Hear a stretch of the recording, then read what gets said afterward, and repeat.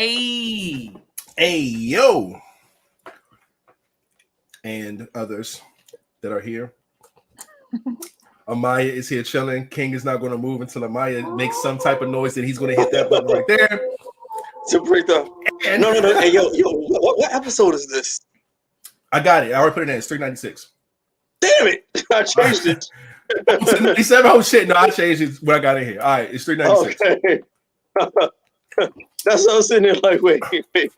So, because it was 395 when I got in here. All right. So, welcome to the LiveVibezPodcast, man. Episode 396 is now in the books because we are live. You already know how it goes. We are in the building. You already see who's on the screen first of the month, so you know our favorite Amiyah is in the building as well. But we're going to get right into going on ahead and introducing ourselves. Flat, go ahead and bring us in, Machi. Man, y'all already know what it is. It's your boy Flatliner, but Mr. Flatliner, if you ain't part of my crew, what's up with it? Y'all know who it is, your boy Rated, and if it ain't the Soprano game, then god damn it, I can't fade it. Y'all know who this is. Come on through. Listen, you know, it's your girl, 𝐻𝐻𝐷EZIRE, back in the building with the fellas. Hey. You already know what it is, and last but not least, we have... Whoa.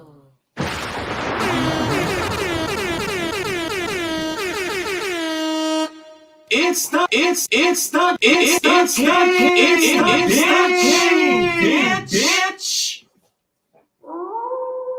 Okay.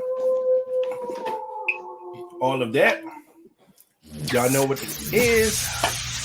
The final sign to let it know it's official. We are in the building. And this, oh shit, that nigga hit the. Yo, I felt so naked. That something is clearly wrong. I was like, wait, it's everybody can crazy see my eyes. It did the black flash and everything. Like you had on glasses the whole time. That's crazy. But, yeah. Believe that. Yeah, we did. You had on glasses the whole time. But anyway. This is the part we check the vibes, man. See how everybody's been doing. You know what I'm saying? It's been a long week last week. The weekend, man. It is Tuesday. What is up, Flat? What's been going on with you, my G? Man, busy. Busy. Shit. Yeah, y'all know me. I just stay working, man. That's about it, man. Ain't nothing wrong with that. Just been busy. My team just ain't been. Team just can't get right, man. So you know, I don't know, man. I outside of that, I just been working, man. This was supposed to be my weekend off, but I did have to work Sunday.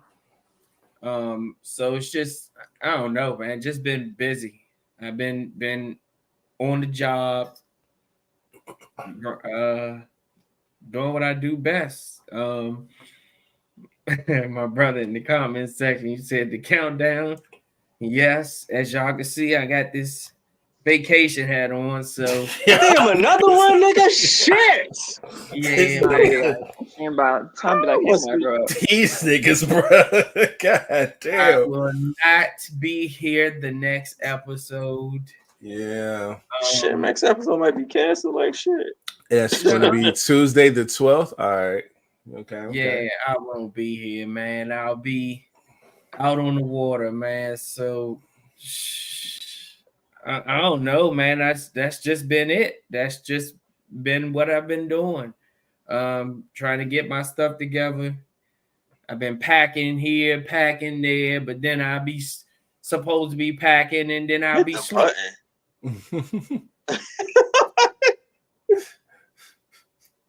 He got me on that. Packing here, packing there. Then I'm gonna be asleep. Yeah, I bet you are. Yeah. Yeah. Sounds it, right, man. I'm just here. I'm ready to pod, man. Outside of that, that's been up. I could dig that, man. Me, I've been busy as fuck, but like I haven't really been doing anything like any extracurricular, nothing for real. I ain't even really been out the house, but I've been working like a motherfucker, man. It's been a lot going on at work for me.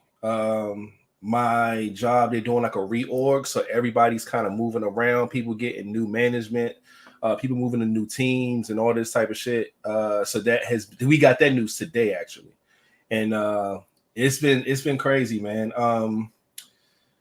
That part didn't really get to me too much. We all knew it was going to happen. We was talking about this a year ago, you know what I mean? But I think the part that kind of messed me up is that I think my team is kind of bummed about it because we about to disperse. It's just going to be me and my lead Laura going to our own team. The rest of them going to different teams and shit, so we won't be in the same group no more. But we have a retreat next week where we got going to the office a couple of days next week, probably Wednesday, Thursday, and Friday. Friday was our personal retreat day. And usually when we do that, you know what I'm saying, we link up, we talk about some shit at work, but then we have fun, man. We just, kind of get to know each other a little better. You know what I'm saying? We do the potluck, the white elephant, all that type of shit. Then we plan on leaving and going and do like an escape room as a team and just see if we can fucking go in there and survive or die. It's just a lot of fun shit. So today, my manager was like, yo, so what we going to do next Friday? You know what I'm saying? Since we now know that we're about to split. And I'm thinking like, okay, well, shit, this might be like our last hoorah. You know what I'm saying? The last time we really going to be on the same team. Let's go ahead and link up and do that. Dog, everybody on my team was like, man, nah, fuck it, man. We don't even want to do it. I'm just like, what? And I get it from two people because one driving up from Atlanta, one's driving down from Pennsylvania. But everybody else is local. So it's like, I get some people wanting to get an early jump to get back home instead of staying that extra Friday because we got to be there Wednesday and Thursday. But to stay that extra Friday is like, if y'all want that day back, cool. But like, I'm like, damn, man, like, I don't know. It was just kind of a bummer, man, for everybody to not be on the same page and everybody just kind of say, fuck it, they don't even want to do our little personal retreat no more. You know what I'm saying? And it's like, damn, we're not even going to be teammates no more. Y'all don't want to just kick it one last time? They just like, man, fuck that shit. I understand. It sucks, man. And it kind of reminds me, it's like, this it's a job, man. It's a business and it is what it is type thing. You know what I'm saying?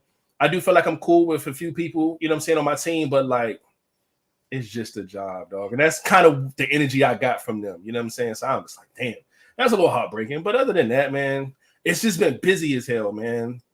Like I said, we got the retreat coming up. I got a Christmas holiday show I got to do. We just got work. It's just a lot of fucking work, a lot of meetings. And then we trying to hire somebody to join my team. So I've been doing interviews for the past week. I interviewed one guy last week, 2 this week, 1 yesterday, 1 today. We got 1 more tomorrow in the morning. And just trying to find the right candidate, you know what I'm saying? And, looking at everybody's portfolios, asking these people crazy questions, man. And it's been a lot. I've been like just swamped with work for the most part, man. Nothing too much on the personal end. I ain't even start Christmas yet. Shit, man. Like I ain't get a gift, nothing. Like I got to get started, man. But like I said, work been kicking my ass. So just trying to, square everything away with that so I can get back to like my personal life and get some shit going, man. So, but yeah, other than that, I'm cool. You know what I'm saying? I'm in a good space, personally, mentally, I'm all right. Like so I'm gearing up for a lot before January kick off, you know what I'm saying? And, I'm here, man, ready to pod, ready to get to it, man, and try to, enjoy this pod tonight, man, because my team let me down today. So, yeah. Amiyah, what's been up? Long time no see. We missed you in October. No, November. We missed you in November. I missed y'all too, you know. I think I was in Seattle and we was all over the place. So we couldn't get a chance to pod. So what's been up though? I'm glad y'all admitting that because she chewed me out. Oh, I did not.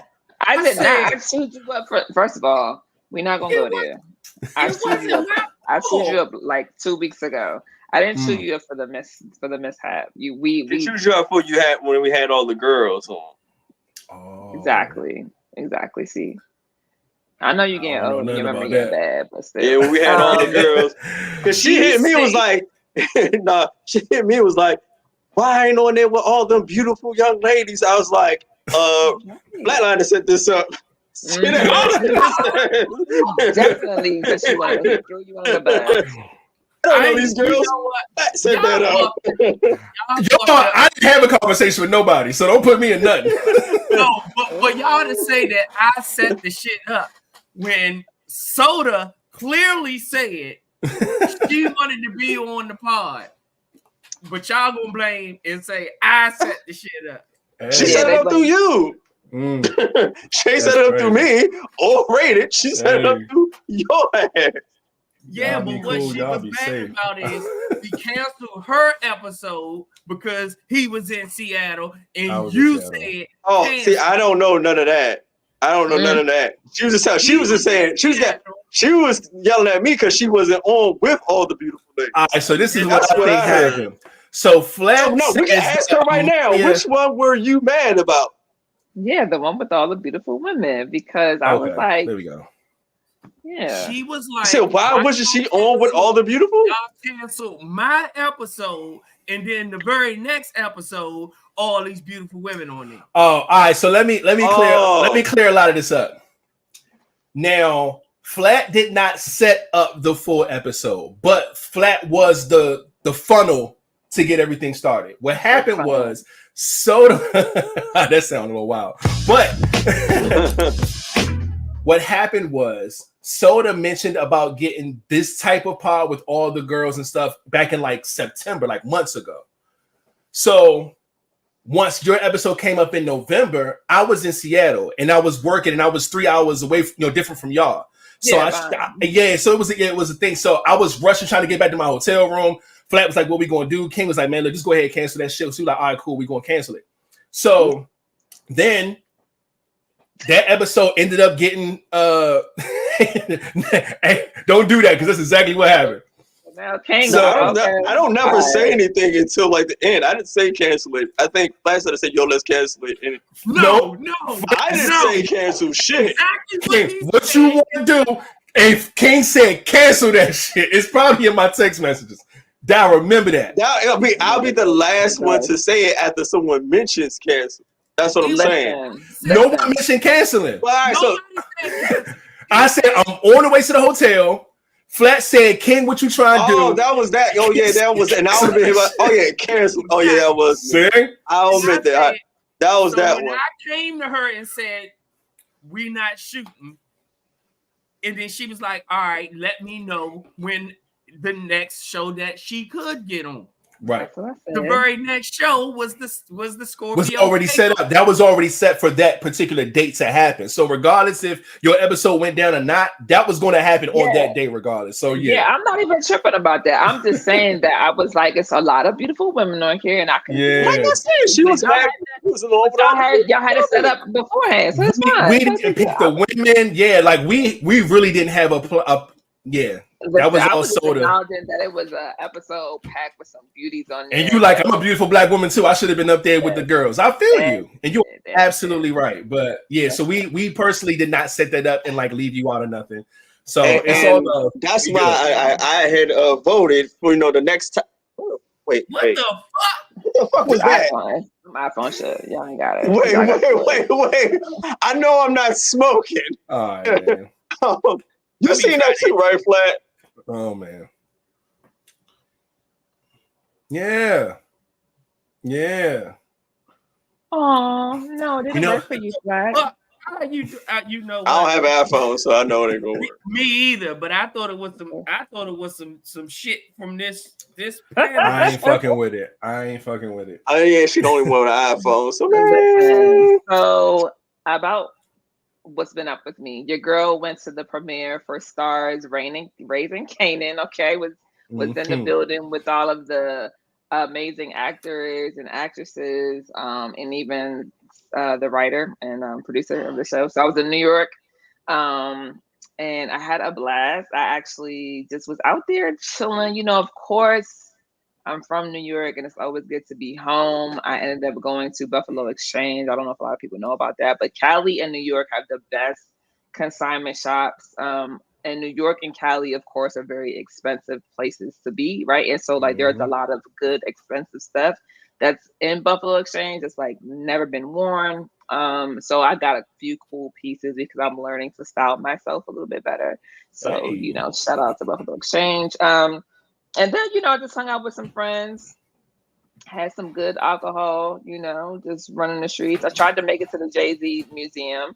but I didn't. I missed it because, like true New Yorkers, we waited until the last minute to go and visit, knowing that the museum was closing. So there's that. Outside of that, it's still open? No, it closed yesterday. Yeah, I'm gonna say because they said it was supposed to close in October, and I thought I missed it, so I was like, "Fuck it, I missed out." But if I knew it was staying open to December, goddamn it, I would have tried to make it up. Yeah, it was open until Monday. But yeah, so I've just been enjoying myself, traveling a little bit, and working on my podcast, working on my book, and then my regular job, working, and then working on myself. So there's that. I'm happy with where I am, excited about 2024 and what that's going to bring. And then sprinkle a little dating here and there, so whatever that looks like. But yeah. All right. Love that. King. The king has nothing to report. I wasn't even going to ask you that. I really wasn't. So that was rude, actually. The king has nothing to report. He doesn't ever have anything to report, though. I just need him to know that. I had a few friends watching, and they was like, "Why he always do that?" I think y'all need to hear this again. The king has nothing to report. Didn't even ask you anything. Like flat 3-peat. I didn't ask you shit. Okay. God damn. Anyway, we are all here and ready to pod, man. I was really about to ask you something completely different, and you made me forget now because because he was rude. Yeah, damn. But anyway, fuck it. We're moving right along. Glad everybody's here. Y'all about to make me push this button yet again. Look at her thumbs down. See, she got all her look. I'm using a webcam for real. I ain't fucking with that. But again, shout out to everybody in the comment section. I hope y'all had a great weekend / week last week. I hope your week is starting off pretty good this week as well. And all that good stuff. Y'all know y'all can leave it in the comment section if y'all want to talk about what y'all got going on. And other than that, I'm gonna go ahead and ask everybody that is in here to do us a favor. And I'm pretty sure y'all know what that is. Let me go ahead and get this shit up on the screen and say, boom, can y'all please like this video wherever you're watching from? Hopefully it is YouTube. If it's not YouTube, get on over to the YouTube channel. The link is right there. You know what I'm saying? Subscribe, hit the bell, all that good stuff. You know what I mean? And share, do whatever you gotta do. Let people know that we live right now. We about to get into it. All right. So appreciate y'all for doing that. And glad everybody good and safe. And let's go ahead and get right into it. Who is first up tonight? I think it's Flat, if I'm not mistaken. At least that's what I saw in the. Yeah, I just put him first since he had his topic first. Okay, gotcha. And that shit is long. Pause. Yeah, what should I could he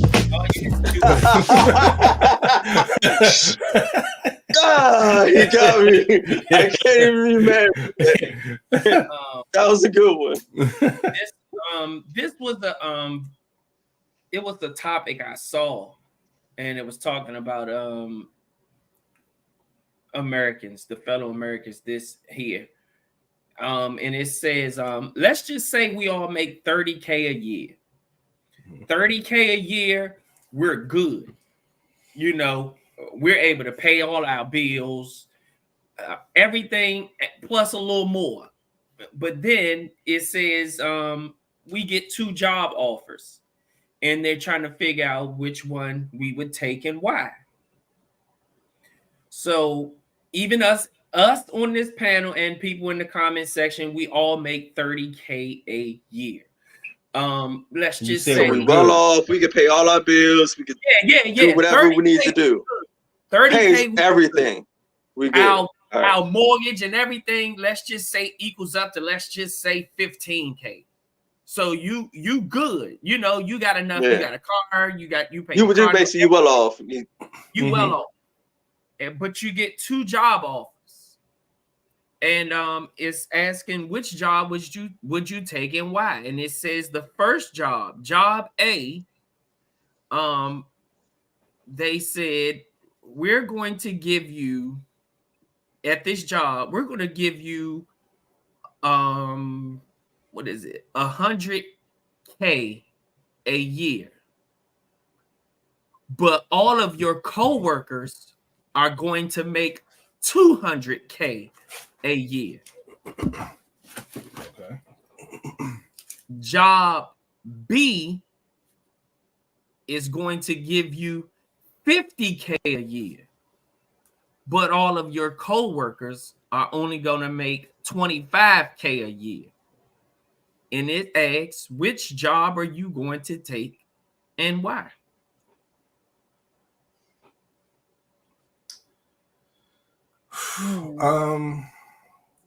Okay, and the second one was 50K, and all my coworkers get what? 25. They make half of what you make. So it's either I make half of what they make, or they make half of what I make. Yeah. All right. So how do you? This is your thing. So do you want to answer first, or do you want to hear from us first? Who do you want to hear from first? I mean, this is your topic, so you can. Y'all can go first. Open discussion. All right. I'm going with the 100K and the 200K. Mainly because $100,000 is way more than $50,000. Let's just start there. I'd rather make more money, and I don't care if everybody around me is making more money than me. That's fine. You know what I'm saying? We all eat, and that's cool with me.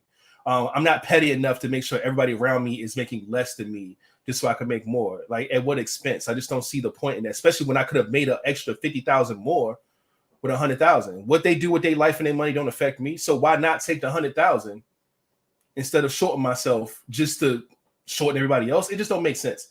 So for me, I'm easily picking 100K and going from there. You know what I'm saying? Hell, to me, it shows that I can work my way up to 200K. Obviously, if they're making more than me, or I can't, either way, I'm still good at 100K. If I can't work my way up to 200K, I'm still good at 100K. So yeah, no, that's my answer. Easy. Yeah, same. Listen, we can all eat. There's no reason why somebody needs to make less than me. For what? Like, I don't really see the point. I think that,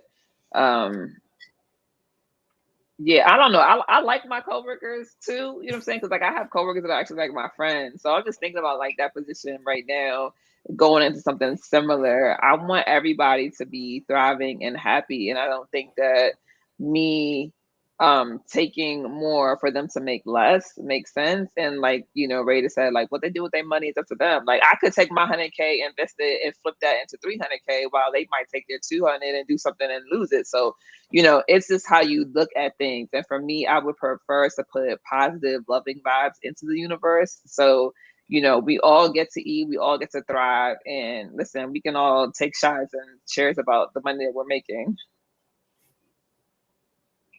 Yeah, I heard that. King? This is basic math, man. I mean, I'm taking the 100K like y'all. Mm-hmm.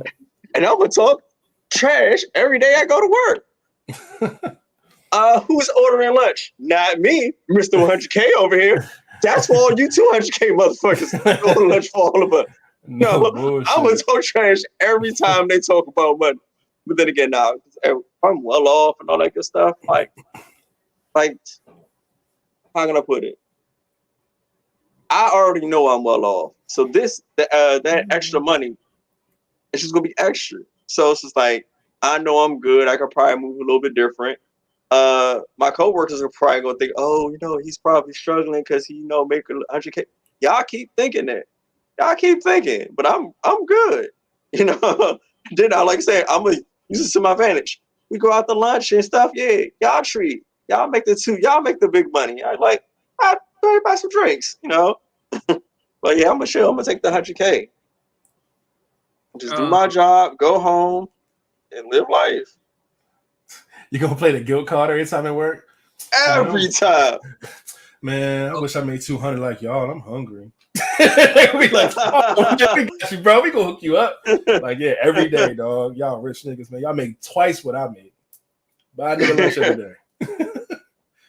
Rated, I just sent you a Oh shit. I just sent you I sent the clip to the if you see it, I sent it to our group. Hey. But hey. God. Hey, for those who are listening to the podcast, King's daughter, TT is on the screen. She cannot hear us because she don't have on headphones, but it's always lovely seeing her beautiful face. Shout out to you for putting it up. Me personally, I am also this wealthy pot, option A, option B. Yeah. All right. Me as well. I am also picking the 100K. I just now you can play the clip, but it was just okay.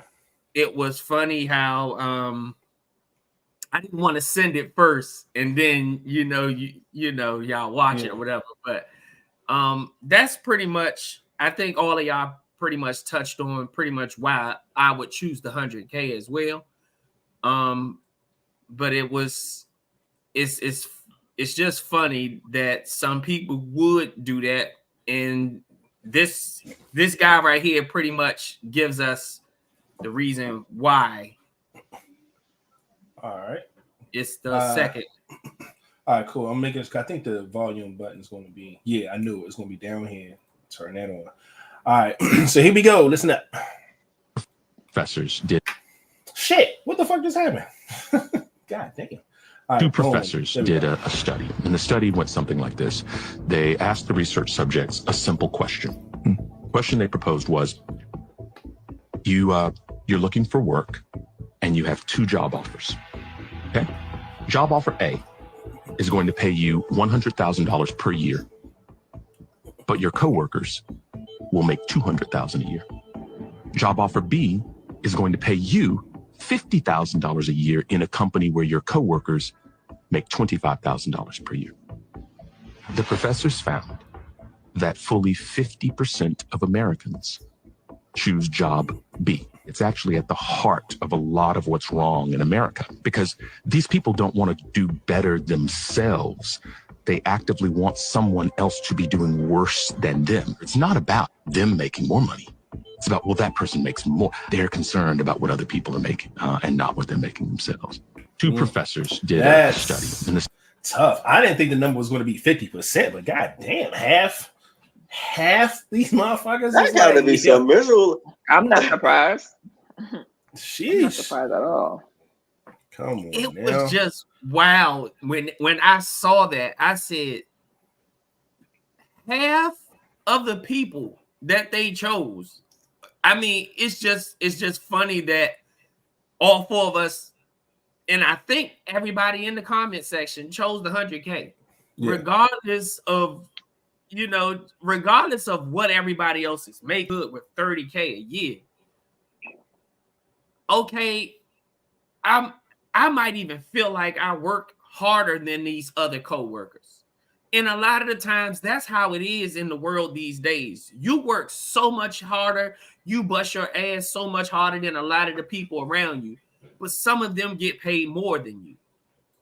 And,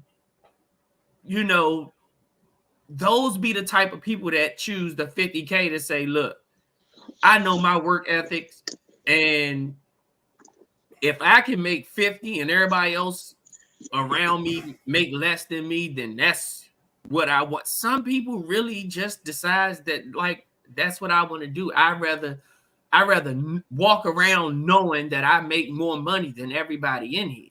Some people want better than you. Yeah, it's just about it's about projection, right? Of like what you look like to other people.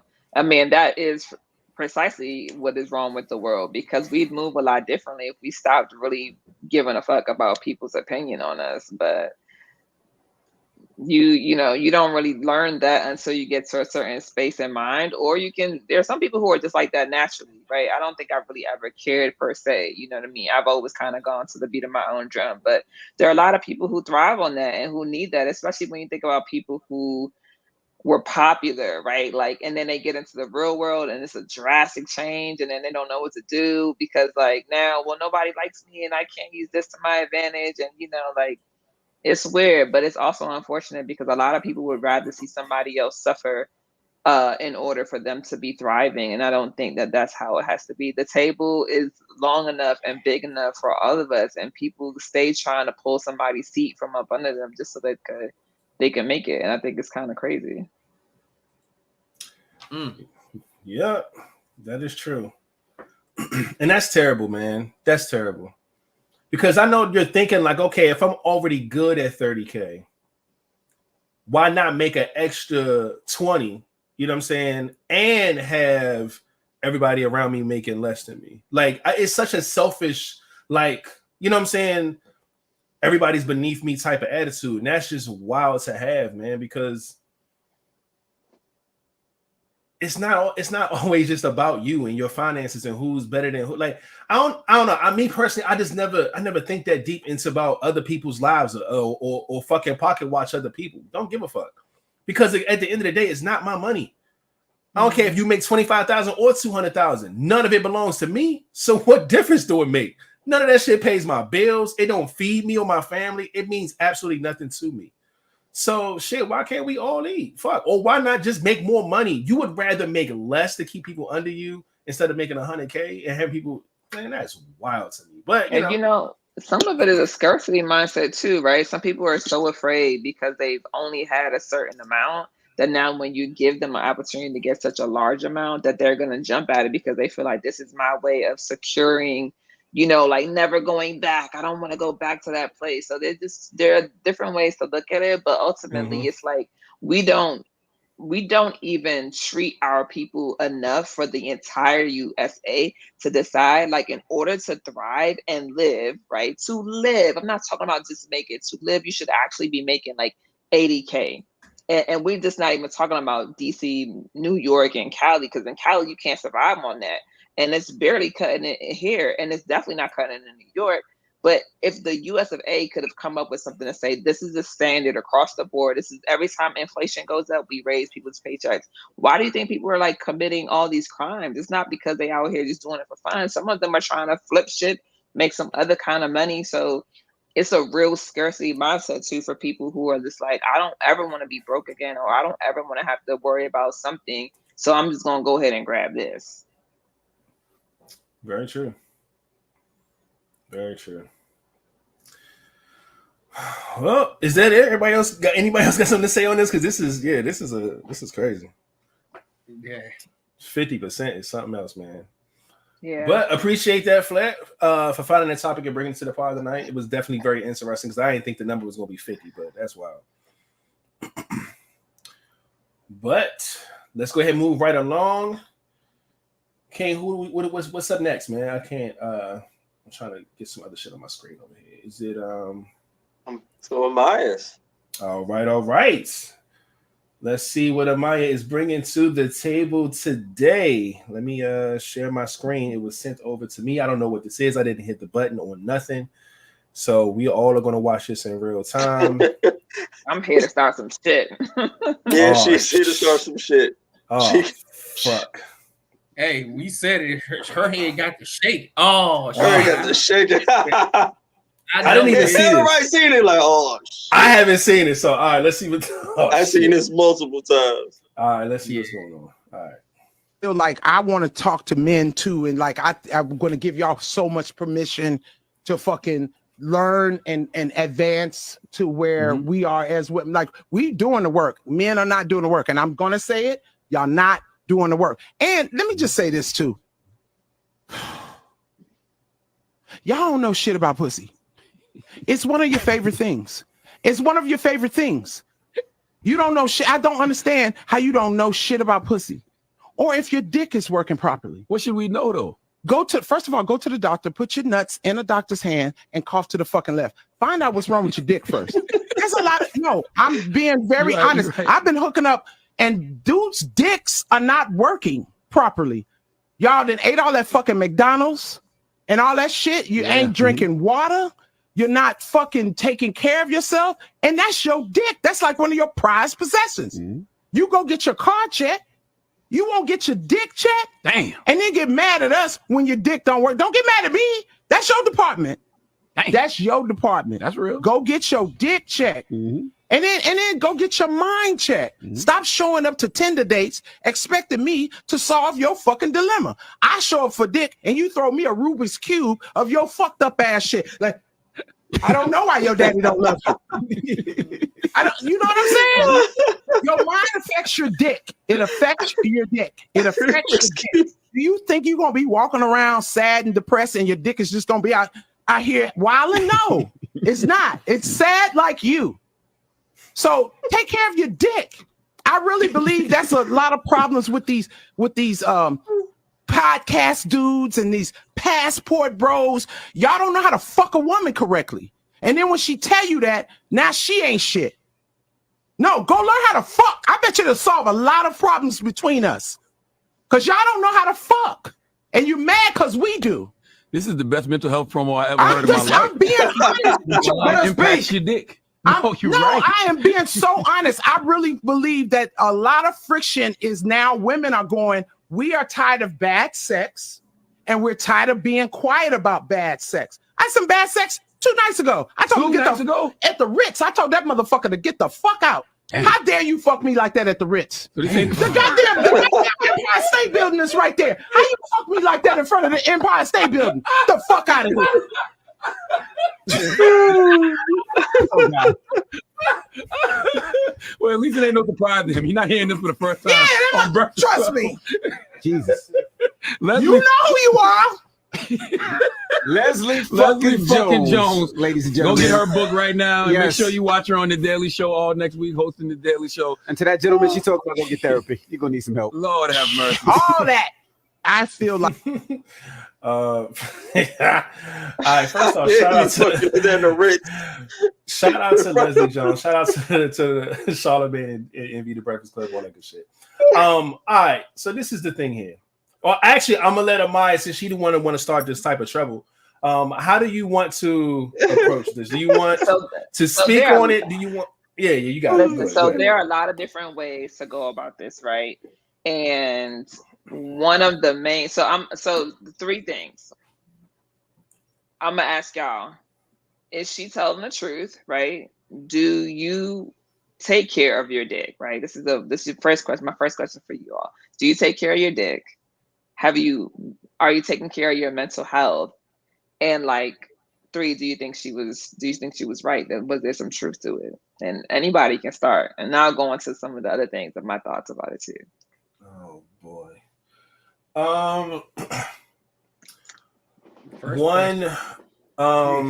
You got it? You want to go first? No, go ahead. Pop your shit. All right, no. Here we go.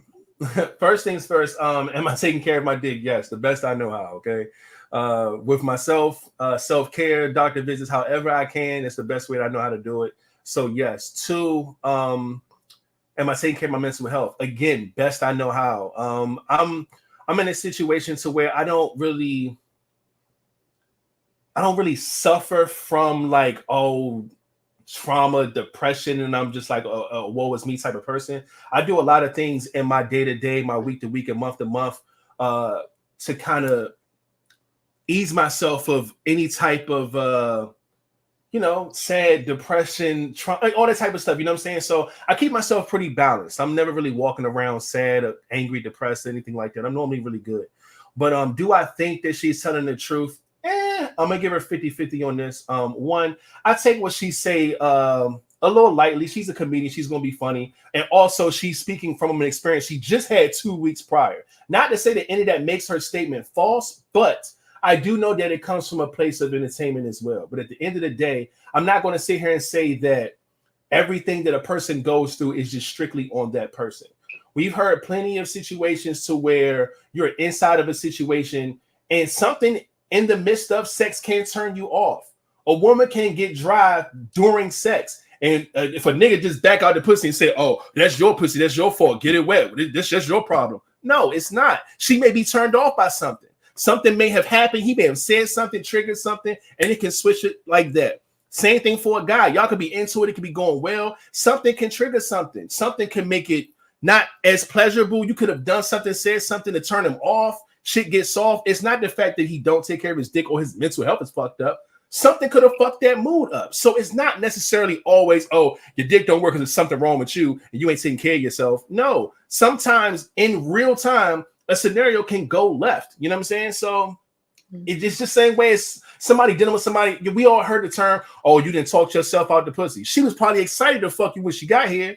And as soon as you said some shit, turned her right off. Now she don't want to fuck you. It's not something within her, but within that situation can switch things a bit. So I think that works the same way when it comes to your dick. And I'm not saying that it doesn't affect you mentally or, so whatever else you got going on, you're not taking care of yourself. All that does matter. But I'm not going to sit here and say that every situation is you not knowing yourself and you don't know what you're doing with your dick. You don't know nothing about pussy, all these other different things or whatever. Like, I don't think each person is studying to the point where it's like, I have to know everything about a pussy and a woman has to know everything about a dick. That's not how that dynamic works. But I get where she was going when she started with that.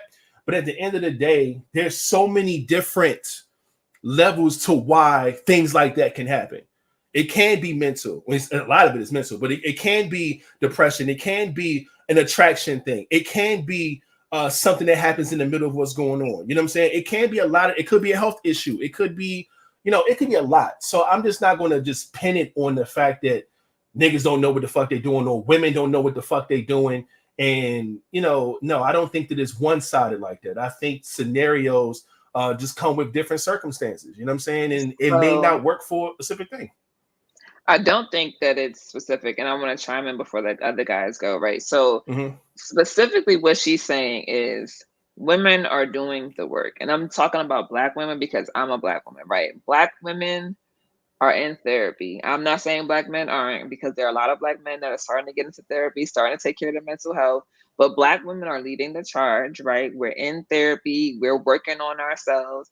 But she's also talking about health because we know that in the Black community, men going to the doctor to check for prostate cancer, to make sure that they get their STD testing. Like, I've had some very wild ass conversations with men about across STD testing. Just like probably in my late 20s, a guy was like, oh, you're good, then I'm good, and there's no need for me to go to the doctor. That's crazy to me. Like, what are we doing here? So speaking on mental health and physical health, right? The things that you're eating, taking care of your body, those sort of things, because I didn't know this was a thing, but apparently there are a lot of men who are suffering from ED in our young age, because we're not old. So that's problematic. But I'm gonna go ahead and let Fly and King comment. First question is, do I take care of my wood? Yes, I do. Mental health, of course, I do. I do a lot of self-care. A lot of trip planning. Yeah. Relaxation. I do a lot of things that helps my mental. And what was the last one again? Did you think that she had some truth into like what she was saying? I mean, she had some truth, but I mean, I'm gonna just be real. My thing probably wouldn't work with Leslie. Mine wouldn't either. So and that goes, and before King goes and you finish, like that goes to my last point, right? Is that and this is not a shot, this is a real ass question. What does the messenger have to do with the message, right? And we all know that everybody is not attractive to us, right? Somebody does not find me attractive. I'm okay with that, right? So if we know that there's somebody for everybody and we're not always going to find everybody attractive, what difference does it make? Because that dude who was in her bedroom and was smashing or doing whatever wasn't fulfilling his duties. So why is it that that's our first, like, that's our go-to? And I'm not saying just you, because there was a comment in there, a woman stated specifically, she was like, y'all are gonna come for her looks instead of actually taking what she says seriously. And a lot of guys did that. And there were a few men in your comments who said that, who were like, she's ugly, she's unattractive, and my dick wouldn't get hard for her. But your dick don't need to get hard for her. Your dick needs to get hard for somebody else. But like somebody said in the comments, ED is definitely out here. And we're only close to our 40s. Okay, so the messenger the messenger that delivered it also said this wasn't like somebody she was talking to, getting to know. It was like a Tinder date. So this was like some smash and dash like shit. This was like some blind date fucking. Okay, so Tinder is not blind. I'm just saying, it's like, I don't know. I don't really take the time to really get to know this person to stimulate up here first. Mm-hmm. Sometimes the person don't have to be the Coke bottle, the looks, the glamour in order for it to work. But sometimes you do have to, if they can stimulate your mind, a lot of the times your pussy gonna follow. And just because she's the one that's giving the message, I have not seen any other woman like come out with that message.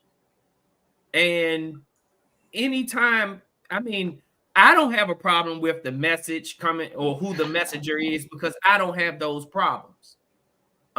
So, but what I'm saying is this, like, sometimes, like Rated says, sometimes certain things can trigger something. We have somebody on this podcast that if they come in there and smell bleach, guess what? His dick probably won't work. Just because he smells bleach. You see what I'm saying? And I clean with bleach. This shit ain't working. I don't care how fine you are. Everybody different. It's so many different things. When it comes to men, sex is mental. Mm-hmm. You know, so if our mind is in it, he gonna follow. A lot of the times. Sometimes our mind ain't in it, and sometimes he'll just do his own thing. But a lot of the times it's mind control. So I understand the message. I get the message. But you also, sometimes you got to pay attention to who the messenger is. Because, you know, everybody, that might just be a thing that's her issue.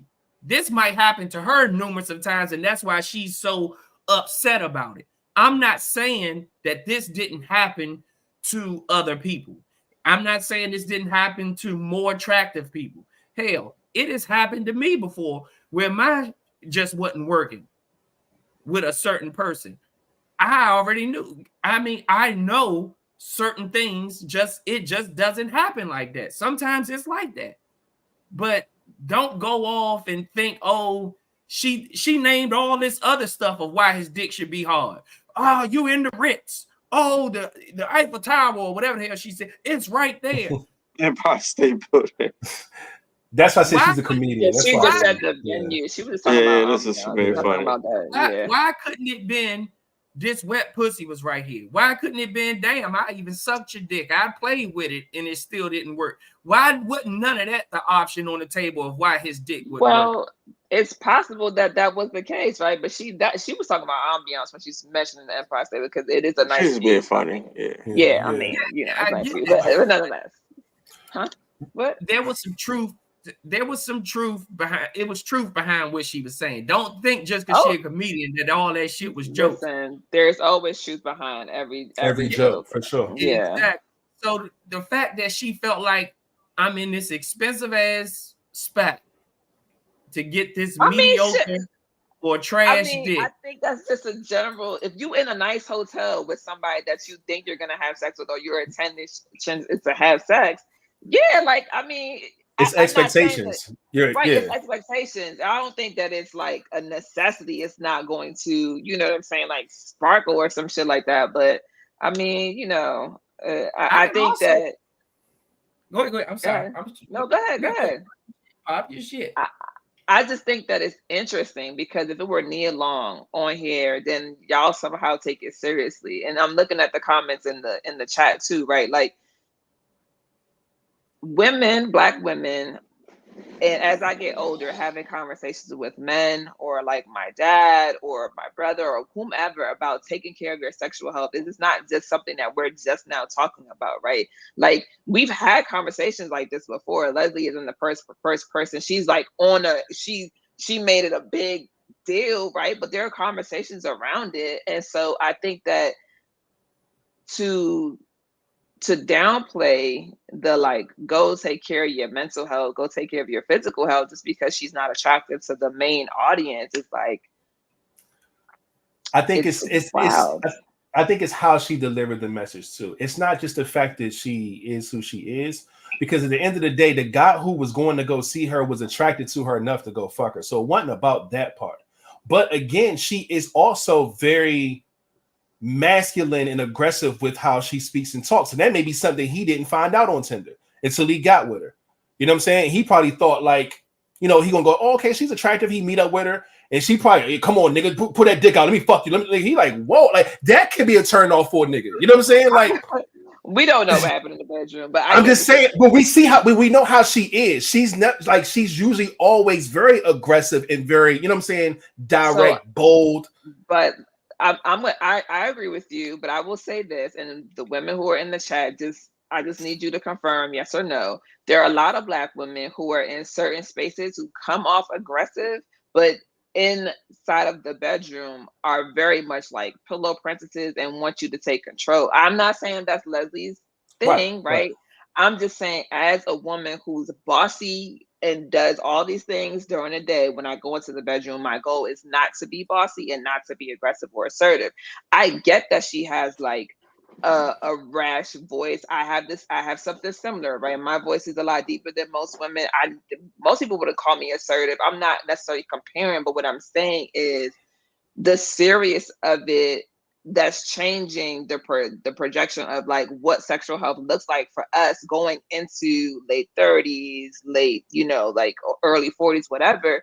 Sexual health matters, right there. Like, and this is something as simple, and again, ladies can help me out here because I'm only up here, right? But like, we talk about pH balances all the time, and dudes will be like, "Oh, that's her problem." No, you put lotion on your dick, or you didn't wash your dick properly, or you used something that was not compatible with her body, or you yourself are somebody that she's actually not compatible with. There are so many different allergies that we don't know of, and we're asking men to take care of themselves before they bring the dick over here, right? Like, we know that men carry HPV and women don't know about it until after we got it, which then also could lead to cervical cancer. There's just so many different things. So if, even though the messenger is not necessarily who you want to hear from, go have a conversation with somebody else in your life that you might want to hear from and see what their take is on it so that you can have a different perspective and a different view. That's literally, I think my whole thing is like,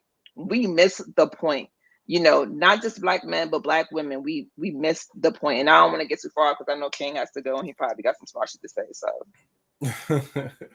I'm a pause while the ladies. Yeah, I'm gonna hold my comments too. Go ahead, King. Shit. So what y'all want me to get on first? With the messenger? The first one is, she said, hold on. First I'm gonna get on the messenger part.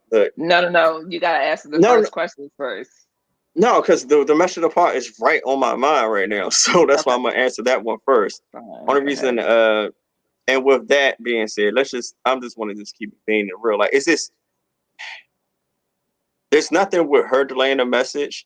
It's just that I think a lot of men out here don't be real with themselves and who they're attracted to and not attracted to, and know what is going to get them right and not get them right. Dudes should, and with me saying that, all right, Leslie, of course, for most people is not that attractive, but dudes would still try to do it. Matter of fact, I'm even going to just keep it more real. Like, a lot of dudes out here will probably will try to go to someone under more, like, who they think is unattractive and try to get them to do more to them. If that makes any sense to y'all. Wait, say it again. So like coming to a scene, meeting a girl that they see this, they think is unattractive, or like maybe a little bit heavy set, or maybe not pretty that good looking in the eye, and expect them to do more for them during sex, like suck their dick and doing all this other crazy stuff to make I don't find you more attractive, so I need you to do a whole rack of stuff to get me hard. Is that not true or not? Do we agree with that or not? I agree with you. I understand what you're saying, but just certain people, I wouldn't put myself in that position. Knowing exactly, and that's what I'm saying. Like, some people should just not do that. some people go in the fact that thinking that that's going to happen, and the other person like, no, if you come in, you should just already be equipped. They be like, nah, well, you need to do X, Y, Z to get me right. We're like, why do I need to do that? When you come in here knowing that she was going to give up D, that don't even make sense. So I get where she's coming from with that sentiment, and people got to be just sure, like, look, do you really find this person attractive, and is this really going to stop? I mean, can you perform the way you need to perform with this particular person? Stop trying to just think, oh yeah, just because you think that this person is unattractive, they should do more for you to get you ready. That's like the whole mental thing. Like, you gotta know. And like how she was saying, like, yo, like, why do I need to figure out this Rubik's Cube to get you right? You came here knowing what was up. If you was not really prepared, or I'm not sure thing, you shouldn't even have showed the fuck up. And a lot of people do that. Or like how they say, like, take one for the team. And you stuck with somebody that you deem unattractive, so you getting them to do a whole rack of stuff for you because you don't find them attractive. And it's going to be a shit show. Versus you really dealing with someone who you're attracted to, you're not going to have any issues, because we know sex is mental. And if you are attracted, you go with someone you're attracted to, it makes it kind of easier flow, because we mostly all got other things that's going to hinder us, but at least have that one flowing. Now, what's the initial 3 questions? Do you take care of your dick? Do you take care of your mental health? And do you feel like there was some truth to what she said?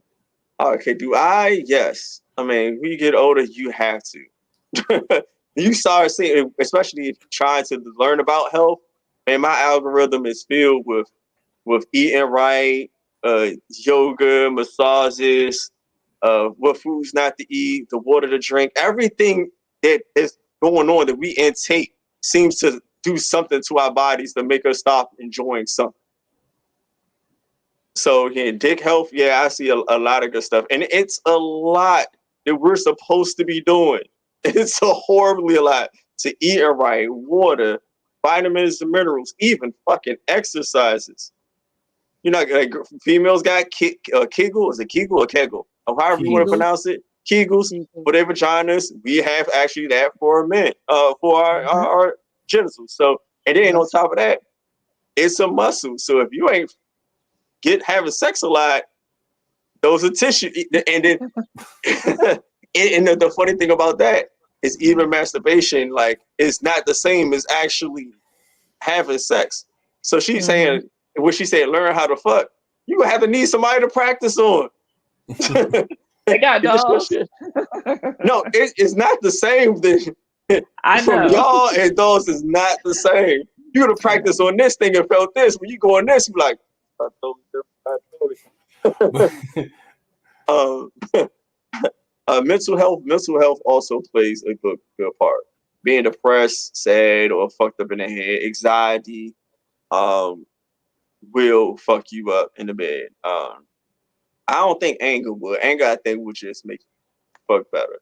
I don't know if I want to fuck you while you're angry, but okay. You might want to fuck certain people while they're angry. You might be good. I'm just saying certain people, not the crazy ones. But yeah, mental health, it does play a part, especially with men when it comes to that. And this is she speaking some truth? Yeah, she's speaking a lot of truth.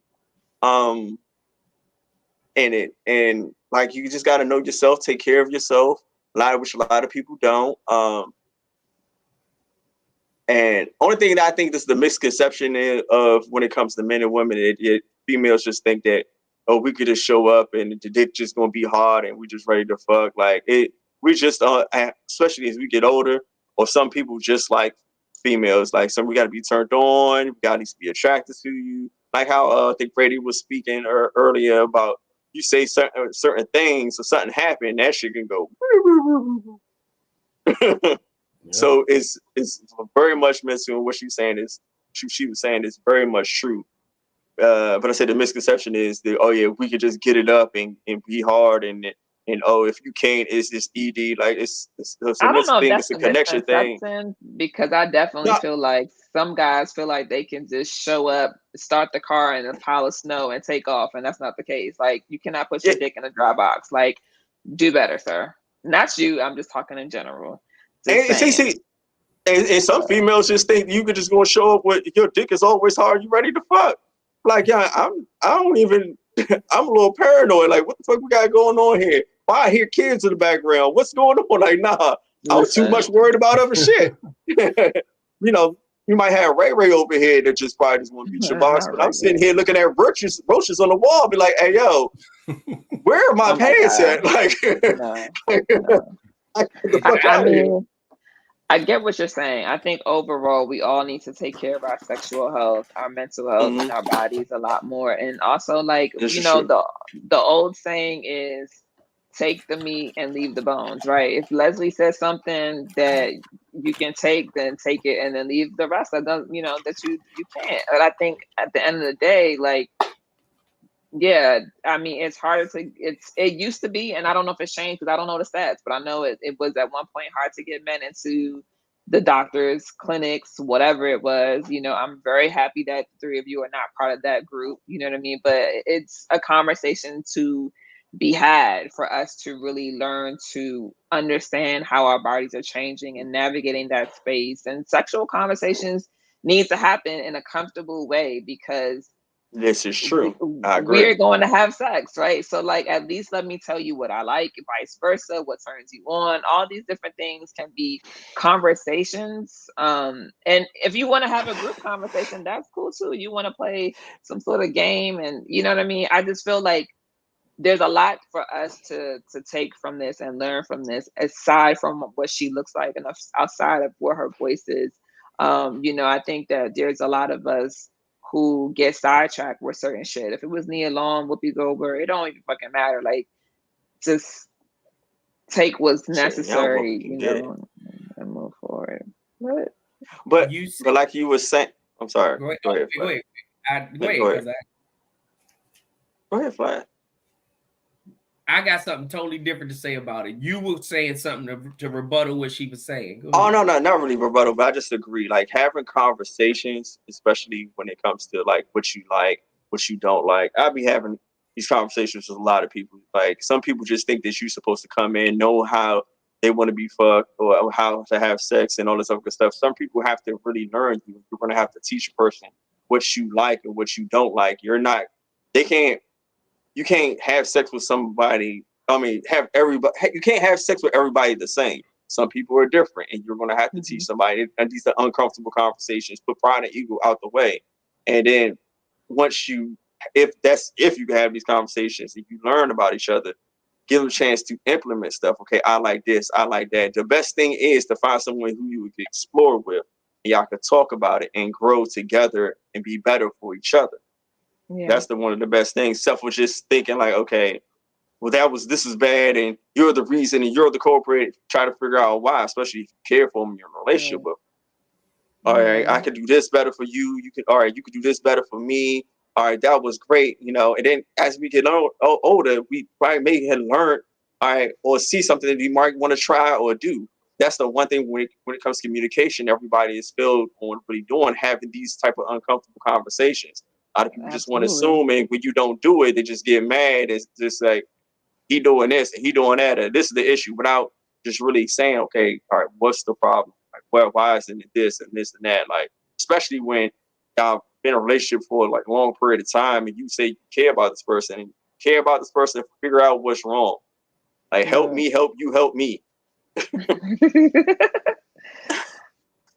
What you got for it? Back to this messenger. If y'all heard what she said, how dare he fuck her like that?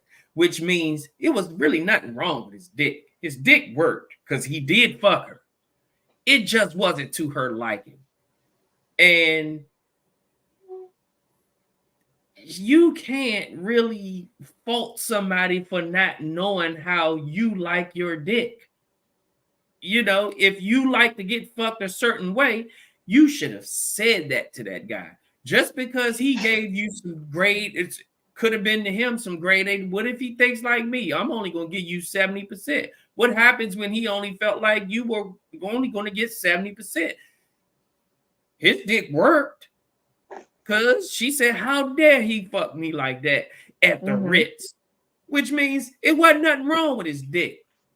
It just wasn't to her liking. And this goes back to what I was saying. So that's one thing. Let's just say my design. A guy see you like this right here, right now. Boom. From what we can see, a dude can be turned on. Y'all popping y'all shit. Hey, come on over here. Come beat this pussy up. Cool. I get over there and you ain't got no legs. Right? So from what I chopped off your legs. From what I see, I'm turned on. But I get there and it's a whole different situation. Or what happens when he got there and she was way taller than what he thought? Because Leslie a tall motherfucker.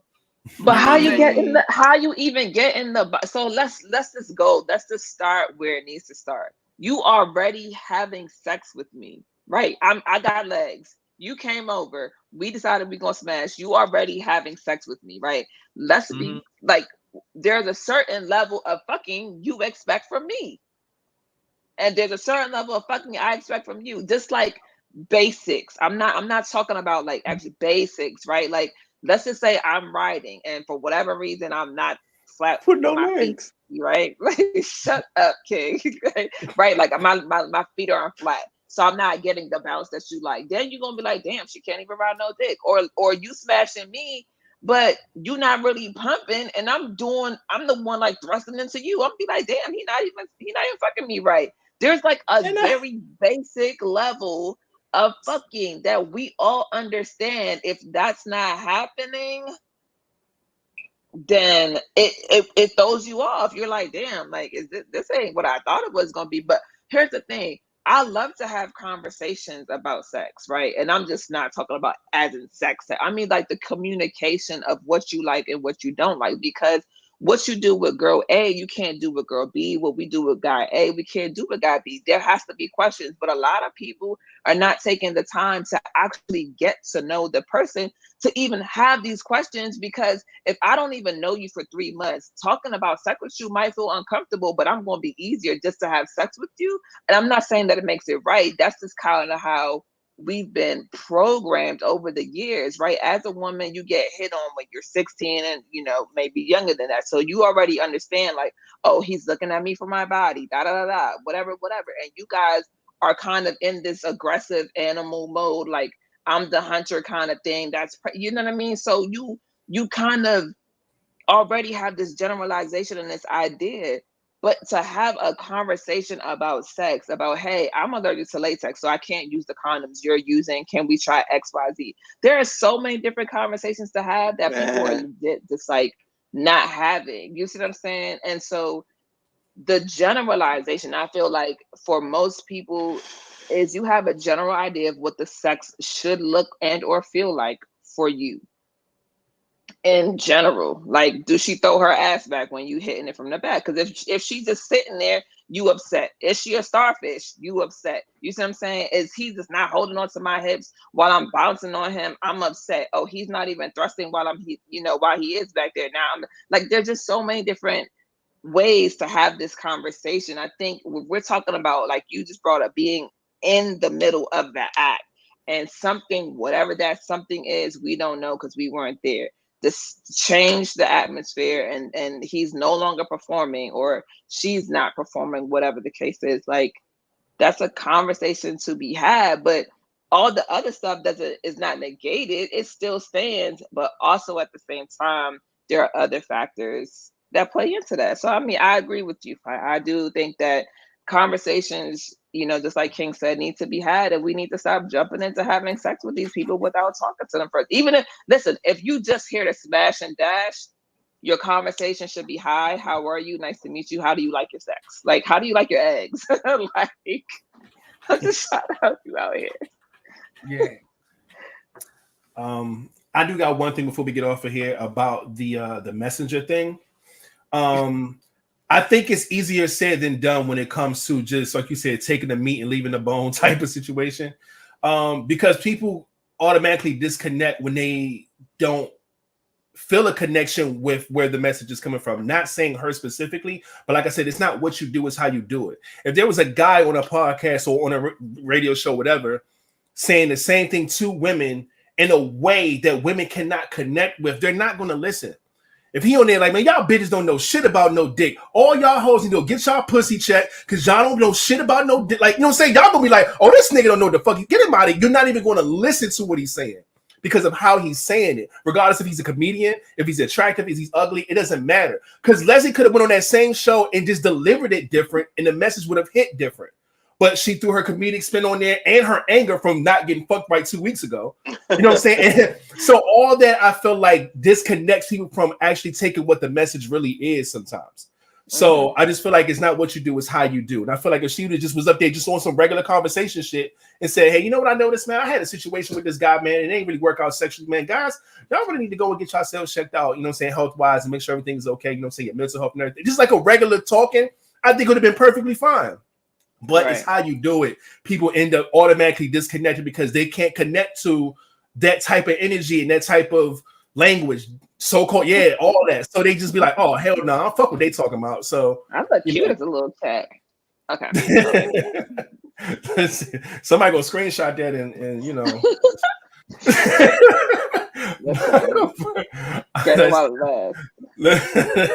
Let's move right along. Shout out to everybody that's been in the comment section just agreeing with y'all because everybody making some great points, you know what I'm saying? So this was a great topic to talk about, although it was funny and very serious. Appreciate that, Amiyah. Yeah, it's all good though. We appreciate that. All right, man, show break real quick. Let's go ahead and hit this button. Let y'all get a minute 45 to do what y'all gonna do, and we'll see y'all in a second. All right.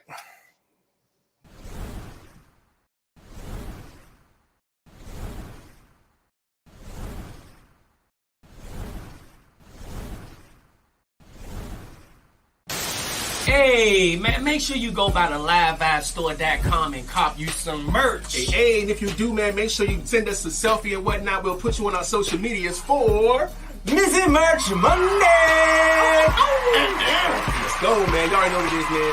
Make sure y'all do that. We appreciate y'all. And come one of these. You know what I'm saying? What's something new? You know, there it is, man. Merch Monday. We in that season. Let's go.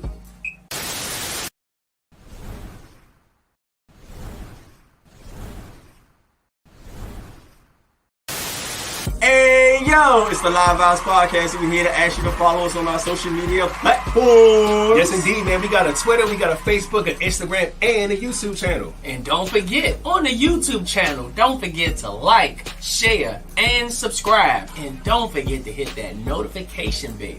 And follow us. Follow us. I see you. I see you.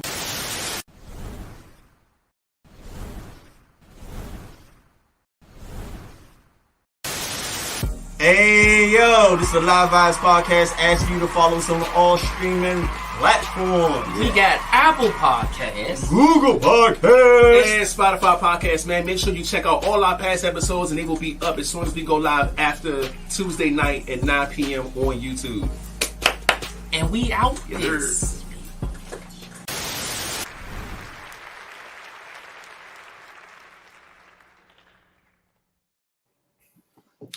And we are back. And as we do a quick rundown and whatnot, I can start with today while we're doing a mid-show break. As of December 5th, y'all know we're not running through these like that, but I did want to mention that it is Nigga Day. I'm joking. Yeah. It is International Ninja Day. I just thought that was pretty funny. And but the main one I wanted to highlight, man, is International Volunteer Day / Light Up a Life Day, man. So yeah, help somebody, volunteer somewhere, you know what I'm saying, make a change somewhere. So that's pretty dope. So we're gonna highlight that for today's date of December 5th. All right. Sports real quick. Flat mentioned earlier that his team couldn't get right.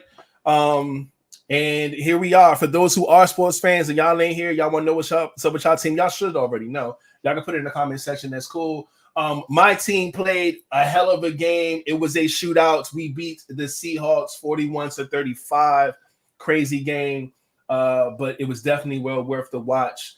Proud of my Cowboys, man. We then moved on up to, I believe, 9-3 in the season, man. Don't do that. Relax. Calm down. It's okay. All right. The Patriots are terrible. I don't know if there's any other fans of. Let's see. Jacksonville definitely played the Bengals, and they took the L. This was another shootout. I watched that game last night as well, and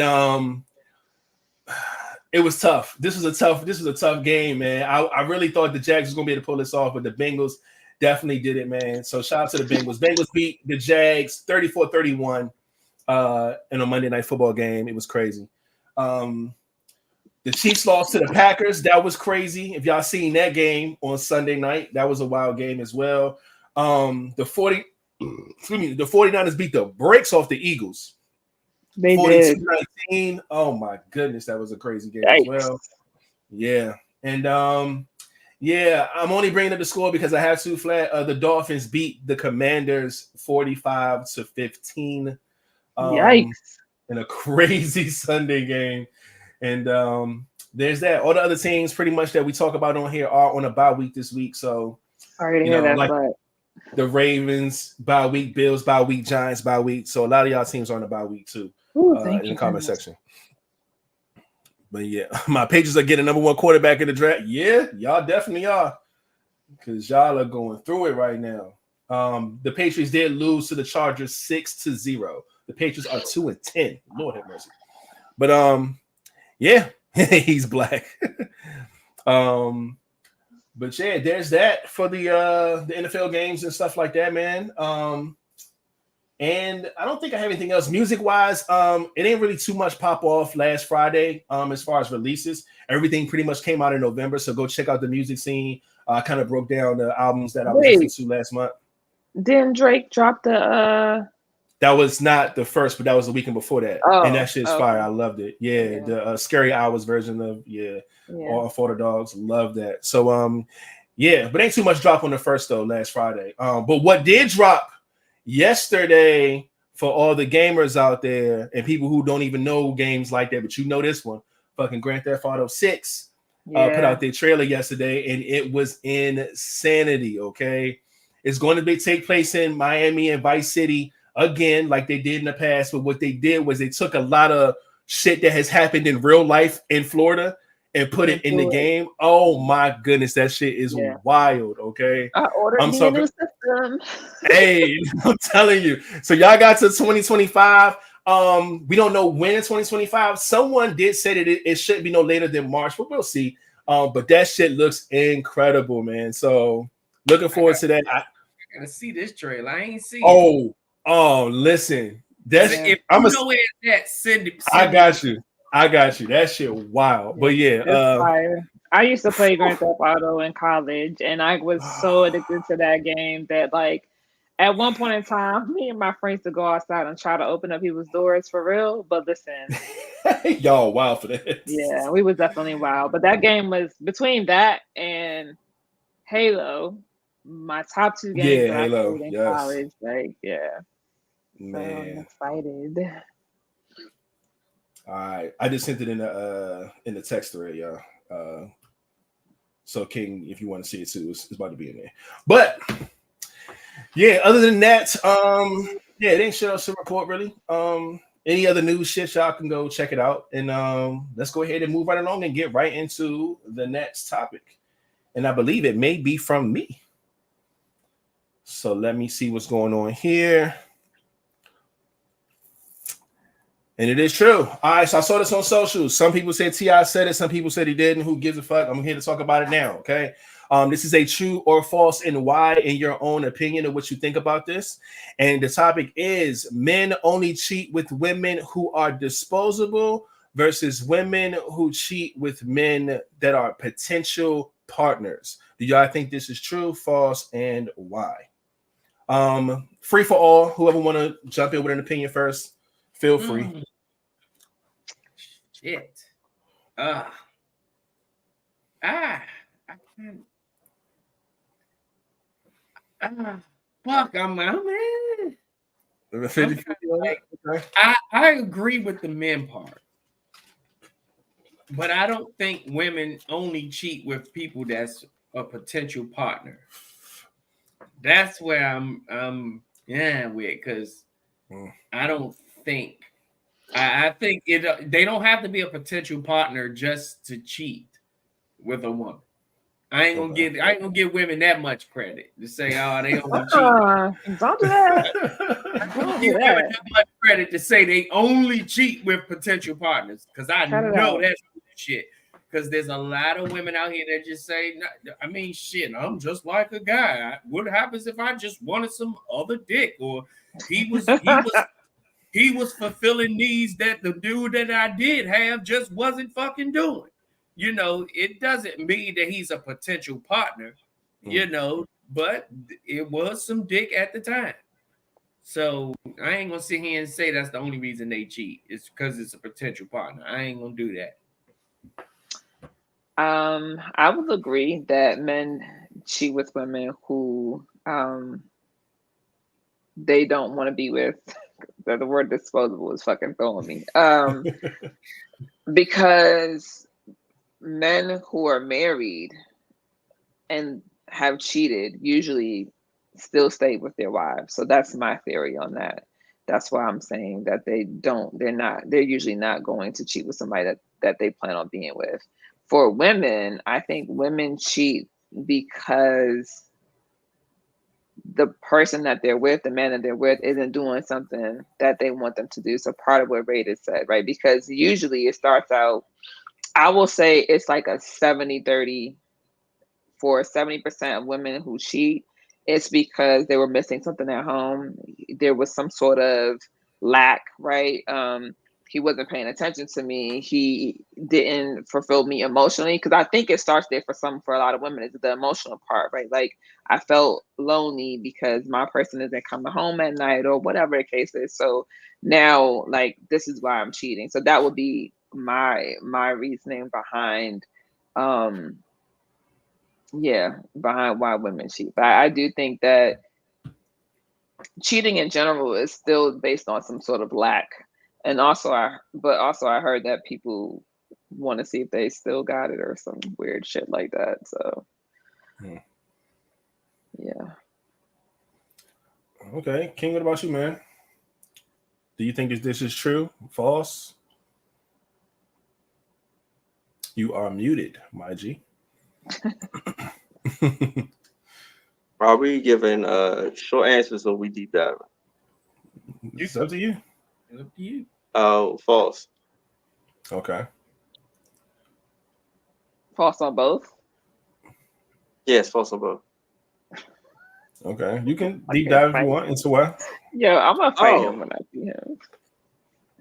No, I say it's false on both because, man, I talked to so many people. I've seen so much shit, and it's just, this is, if they're saying this is the only reason, this is not the only reason. Everybody cheats for damn near the same fucking reasons. Just how, like, Amiyah Topic, you say, like, this man not doing this and that and that and this. Men do that shit too. I've talked to so many men, she not fucking me, or she not doing this, or I can't talk to her, and I've seen some men just get accused so much, and they was faithful to the point where their home was just like a battlefield, and they just got tired. And, they love their wife. Then all of a sudden, they just needed a break of trying to get away from their wife. Then, of course, ran to somebody who just bring them peace, and ended up not really having sex, but just a kiss. Like, because they just connected with somebody else because they couldn't connect with their wife because that person was just nagging them all the time. And the same thing with females. And it's not just on this who disposable, because like a lot of men could cheat on somebody. What you probably would call them disposable. Somebody who they can just easy manipulate, or it's just right there, or it was just the right time, or they just thought they could get away with it. And a lot of people, I've actually seen a lot of people who maybe cheated not with not the married people, but because I think married people is more disposable, or who they could easily manipulate. But I've seen a lot of people who've cheated on, maybe if they were in a relationship with somebody, and the next person they got with, they were married and never cheated on it.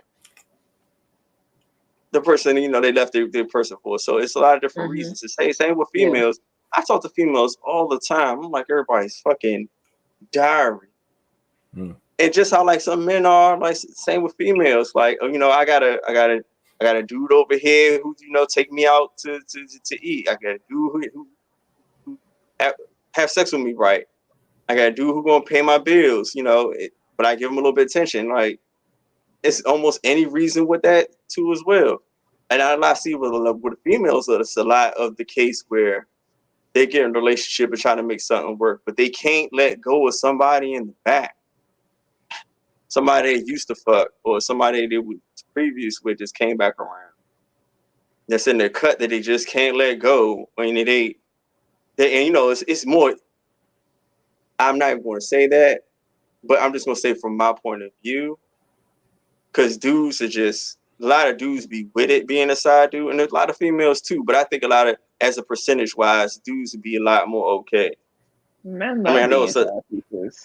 Huh? Yeah, dudes love being side pieces more than females. Women, so I mean, from most women, we're like, I won't say most. I'll just speak on my circle of women. Like, we're not okay with that, and like, and at some point in time, they'd be clear. Like, Young and Dumb probably was one, right?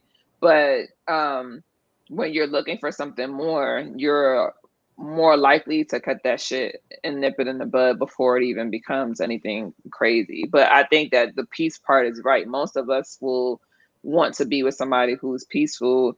I think we stay out of comfort, out of fear, honestly. But you know, when you're cheating, it's because something is missing, you know, most of the time.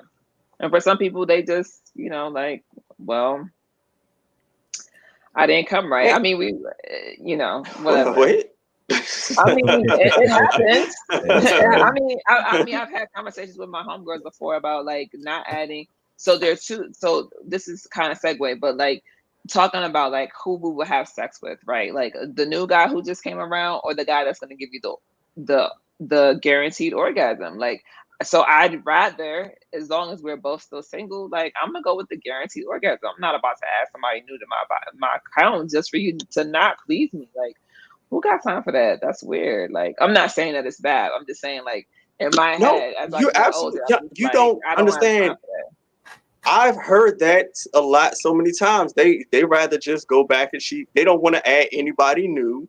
Saying that they're dealing with somebody, they'll go back to someone old and cheat with them because they know these dudes don't really care. They'll be the side piece because they getting something out of the deal, and then this is how it is. Like I've seen a lot of females rectify that. Like, you know what, and it's the funny thing is it's always communication is not being had. You did like the old person just default knew how to maybe, you know, connect with them right or have sex with them right, and they're not communicating with that the new dude. They just assume or just think it's supposed to happen, and not having really trying to have a conversation, or the new dude they haven't found the way to communicate with them or scared to. Go ahead, Flat. I think that's a woman thing. I think women go back to that for sure, nut. But for a lot of men, it ain't nothing like some new pussy. So the dude is going to try the new shit instead of, I mean, especially if I know if this new shit just garbage. hot garbage. If the new shit is trash, I can always fall back on what I know is good. But I want to try the new shit. But also, men not concerned with their body count either. So it's not the same. We are not the same because. And you know what I'm saying? Like, and so, but I was gonna say, like, when we were talking earlier, is it possible? So you can teach someone sex. You can teach someone how to please you, this and the third. Chemistry, right, is something completely different. You cannot always teach that. I am a fan and a true believer that there is chemistry in this world that will have you having some of the most amazing, explosive, greatest sex of your life, but you can have good sex with somebody that, you know, like you're attracted to and you like and you want to have sex with them, but there's something about the chemistry that's not necessarily there, so it's not as explosive. So I think that, can it be taught so that the person that you are with, so you don't cheat on them? Yes. But that goes back to what Rada was saying, like not getting complacent, right? Like spicing it up, finding new things to do. Like I'm a true believer of like, listen, go to that bar. I'm gonna act like I don't know you, and we finna act like strangers out here in these streets. You know what I'm saying? Like, and people aren't actually doing things like that, right? And I can't speak for all women. But I've encountered some women who are kind of boring, right? So they're not trying to do anything spicy. People ask me why I have lingerie and I'm single. What do you mean? Why do I have lingerie? Because I'm not gonna be single. Like I'm not always gonna be single, right? Like so if I'm doing these things naturally and learning myself naturally, then I have a better time and an easier time talking to somebody about how to please me and what I like and how to do certain things. And I think that is just again, goes back to what we were talking about earlier, the conversation about having it. And that you have to feel comfortable. You have to feel sexually comfortable, sexually confident to have these kind of conversations. Let's be very clear, because there are a lot of guys who I've talked to who's like, man, she won't do XYZ, da da da da. And I'm like, did you try XYZ? Have you had this conversation? And to them, it's like, what? No, but also it's about safety on both sides, because I'm not saying that men shouldn't have that either. Men should have sexual safety as well, to say like, hey, I want to try this. You know, I want to do XYZ. Can you put this sexy whatever on, or can you do yada yada yada? It's like we're not having that conversation. So if I can't even tell you what I like and how to turn me on, you know what I'm saying? Like, how can we get to that amazing orgasm? And I really, really want that orgasm. Okay, I'm done. Nah, that's true. How I see this, do I think this is true, false? How the question is laid out, I'm going to say false, but I will say that there is truth to what I feel like this is trying to say. I think what it was attempting to say is that the majority of men who do cheat with somebody that they can just have sex with and not really have any emotions with, can just dispose of, baby, I didn't love her, it was just sex, it wasn't nothing like that, I can cut her off, whatever. Versus women normally cheat with men who they find probably more attractive than the guy that they're with, or he has more than her man has. So they do cheat with, not going to say potential partners, but they do cheat up in a sense. I don't see women cheating down a lot at all. I see them either getting a nigga with better looks or a nigga with better resources, money, whatever it is, who they decide to cheat with. So in that standpoint, I would say that it would be true if we're going to say majority rules. But if we're going to say only, no, it's never an only. Everybody got different reasons to why they do certain shit. Like y'all mentioned before, like somebody can go backwards. Like King was mentioning, some women don't want to add another body count, so they go to a nigga that they used to have in the past. You know what I'm saying? It's a lot of different things that people do that don't necessarily say that they're going to do it with a potential partner, or just the fact that she's, you know, your guy's going to cheat, she's automatically going to be disposable. No, but you know, if we're just talking like the majority, I feel like if this was worded a little different, we could have tackled this a little different, but that's how I was worded, so that's how I brought it to the table. But I do think that men do decide to cheat with women that they can let go of, versus women do cheat with guys that do have a one-up somewhere. Even if it's just emotionally, she may like that nigga more than she like you for real. She may, you know what I'm saying? It may be something, but trust me, she ain't gonna fuck around on a nigga that's a nobody, or fuck around with a nigga that ain't worth it. You know what I'm saying? So I feel like I'm talking about. And also majority rules. If 10 women are cheating on if 10 women are cheating on 10 guys, they're not, majority of them are not picking men that are beneath their man. They're not. Yeah. Looks wise, money, anything. They're not, dog. I don't think so. This is just my personal opinion. I'm not saying they don't do it. That's regional. But if we're talking 7 out of 10, I don't even give a fuck if it's 6 out of 10. Regional. Women are going to pick a guy that they either find more attractive or have more resources or something than they man got. And so men are going to can you say think got more resources? Even if you say think, yeah, it could be her. It could be her assumption. Because a lot of people, but that's still her intention. Right, but that's to feed that dream like right, but she's still picking him with that intent, is what I'm saying. She's still picking him with the intention of he may have more, or just know the fact that this nigga may look better, maybe fly or whatever. However it works. And I do think that men normally pick women, like Flat said, niggas just want new pussy. So it ain't no emotional connection there. It ain't no, somebody from my past that I have emotions with. It's just the new. And it may be good and it may be bad. You don't know. So it can be disposable. And that's why most women, when they do see who their man cheated on them with, they like, look at the bitch he cheated with. You cheated on me with that bitch? And it's just like, well, let me tell you about said bitch. Let me tell you why. It better have been good. It better have been good. It better have been worth it. You better have lost 9,000. All 3 holes. You should have got the work. I hope you did. Sometimes she just know how to shut up. And you got something to say? That's what I'm saying. Sometimes you got something to say. You got something to say? No. Oh, okay. I'm just saying. Flat is always gonna find a way to make sure y'all know that shutting the fuck up is so important. It's important. It is, man. Sometimes she's just that piece that she don't want. Only time she really want to open her mouth is to put your dick in it. Hey, come on now. She always want to open her mouth to back talk you or say something. Sometimes she only want to open her mouth just to put dick in it. So I mean, you can get that with your girl as long as you act right. Huh? I said you can get that with your girl too if you act right. Yes, but guess what? It comes with it comes with so much more shit with it. It don't really. But let's for real quick. So I'm okay. No, I can't do it because I know myself, right? And I can't like. So I'm just gonna say that it's very possible. It just the person you with, right? Like there again, it kind of goes back to the level of peace. If there's peace both ways, there's a lot of things that I would do for you that I didn't do for the next, for the last man. You feel me? Like just because of the dynamic. So I do think that yes, I mean, all right, let's move on. I get it.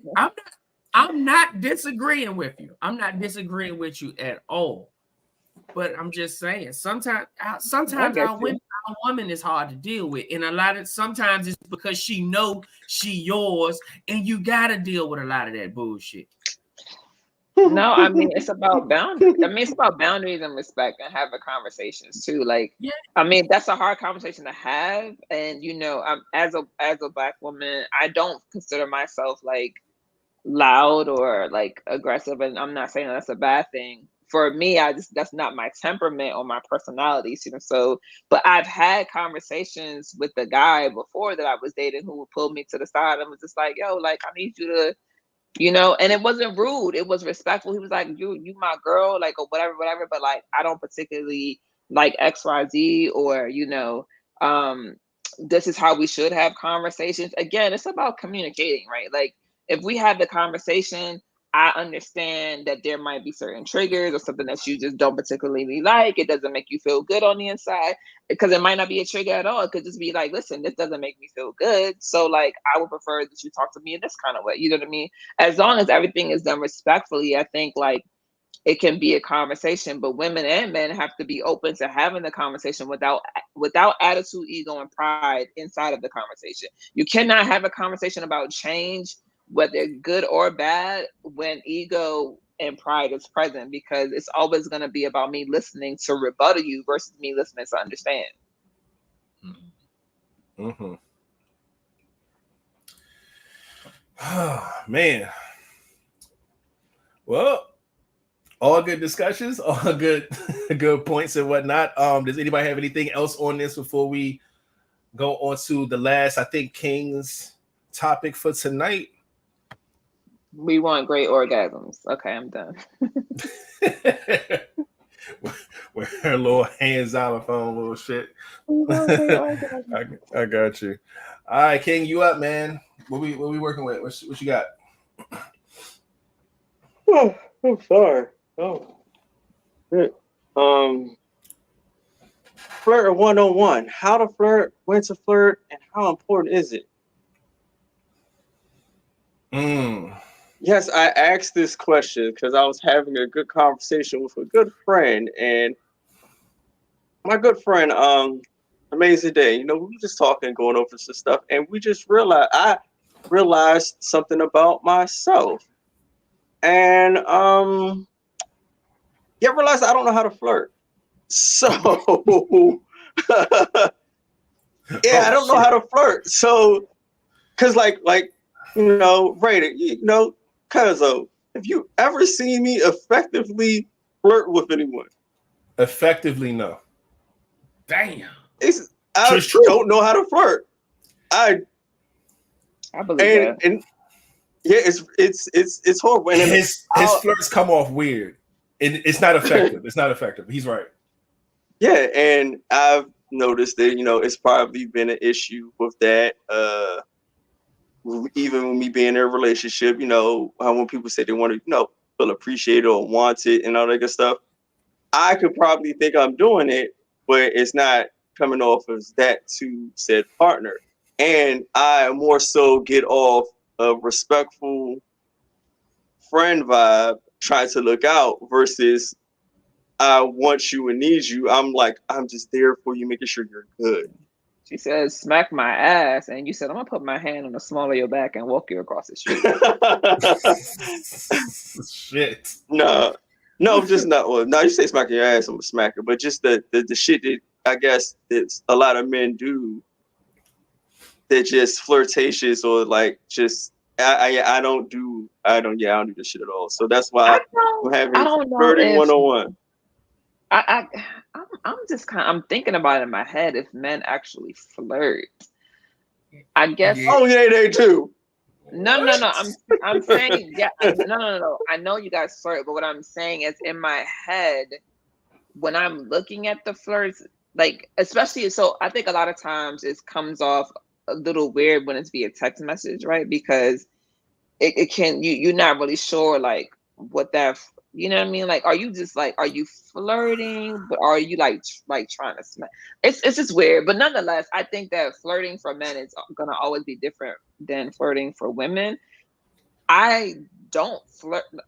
I flirt, but I'm always flirting unintentionally. Like most of the time, for a lot of people, I smiled, and apparently, and I guess that also a friend of mine told me because, and I hate this phrase, but I'm gonna use it just for right now. Is that it was like, oh, I don't see a lot of black women smiling, and I'm like, that's not true. Like, but okay, whatever. So and also like we have to like you and find you attractive to be smiling at you. That's also a thing too. Learning for women, we have a lot of different ways to flirt. Eyes, I've sent a guy a drink before, that was flirting. And I don't have a problem with just sorry, King is losing his shit right now. Yeah, I'm not really sure what's happening. He's dying or something. We're not doing this. We almost going to end the show on that one. Y'all don't know what he's talking about. King does, I does. This was a situation where we were all there. DJ Sheesh was there as well. We're not going to get into it. That's a whole other podcast. Sorry, Amiyah Topic. Please continue what you're talking about. No, it's fine. It's fine. So I'm looking at some of the comments too. Is that yeah, see, I'm with RB. Like I'll be flirting and I don't even know I'm flirting. I just be talking, you know what I'm saying? My eyes glisten and glow. And I got big, beautiful brown eyes. Like I know how to use things to my advantage, you know what I'm saying? I came on here in this blue shirt tonight because Flat, he likes, you know what I'm saying? Trying to little something. No, I'm joking. But yeah, just there are always different ways to flirt for women. So I think that for guys, it's a little bit more, I won't say tactical, but yeah, kind of tactical. So because you can smile at me, but I'm just gonna think you smiling unless you like smiles at me or some shit, or like, lick your lips is a big one, but then I'm like not sure if you licking your lips because you think I taste delicious, or like you want to, like, it's just so many things that just can go through my roster, through my head. So I'm just saying. True. I can speak to this. First things first, I'm gonna start from the last part of the sentence. Is how important is it? It is extremely important, at least to me. I feel like most fucking see.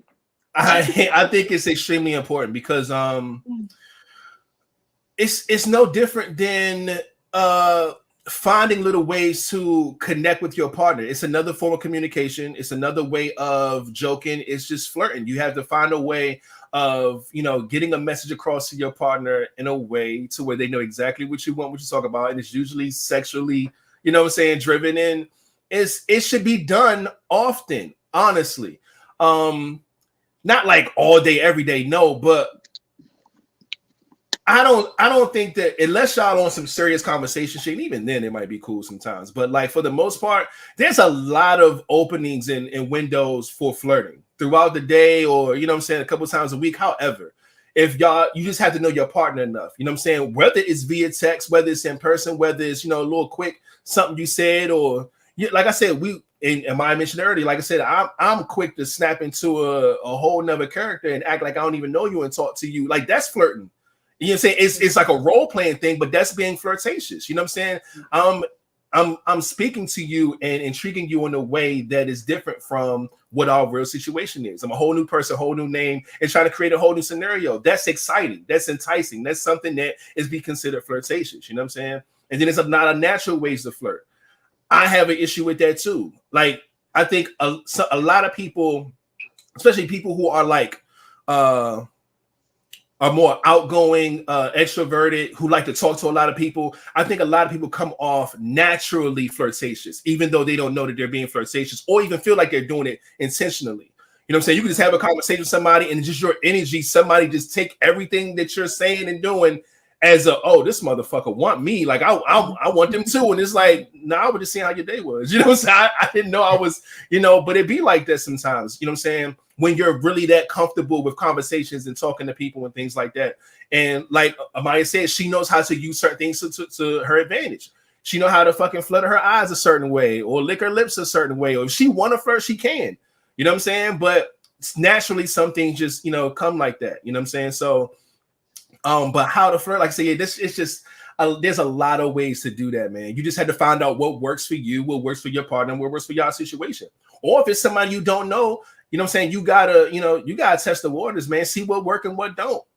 Because sometimes, you know what I'm saying, one thing may tickle somebody's fancy, and another one it may turn them off. You don't know, but you just gotta try your hand, man. And what seems to work, what gets you responses, then you take that. It's like, I'll put that in my bag. Like I'm gonna use this whenever I need to because I know that this works. At least on this motherfucker, I know it works. You know what I'm saying? So and after that, you just stack up your little stat sheet. You know what I'm saying? And just go from there, man. You have to try though. It's almost like a practice makes perfect type thing. If you're not out here practicing, nigga, you're not gonna be good at it. Every time you shoot, it's gonna be rusty as fuck if you don't practice. Yeah. And the messed up part about that is that a lot of our practice years have gone already. We're speaking on this podcast pushing 40. You see what I'm saying? Not saying you can't do it now. not saying you can't do it now. There's no hope. No.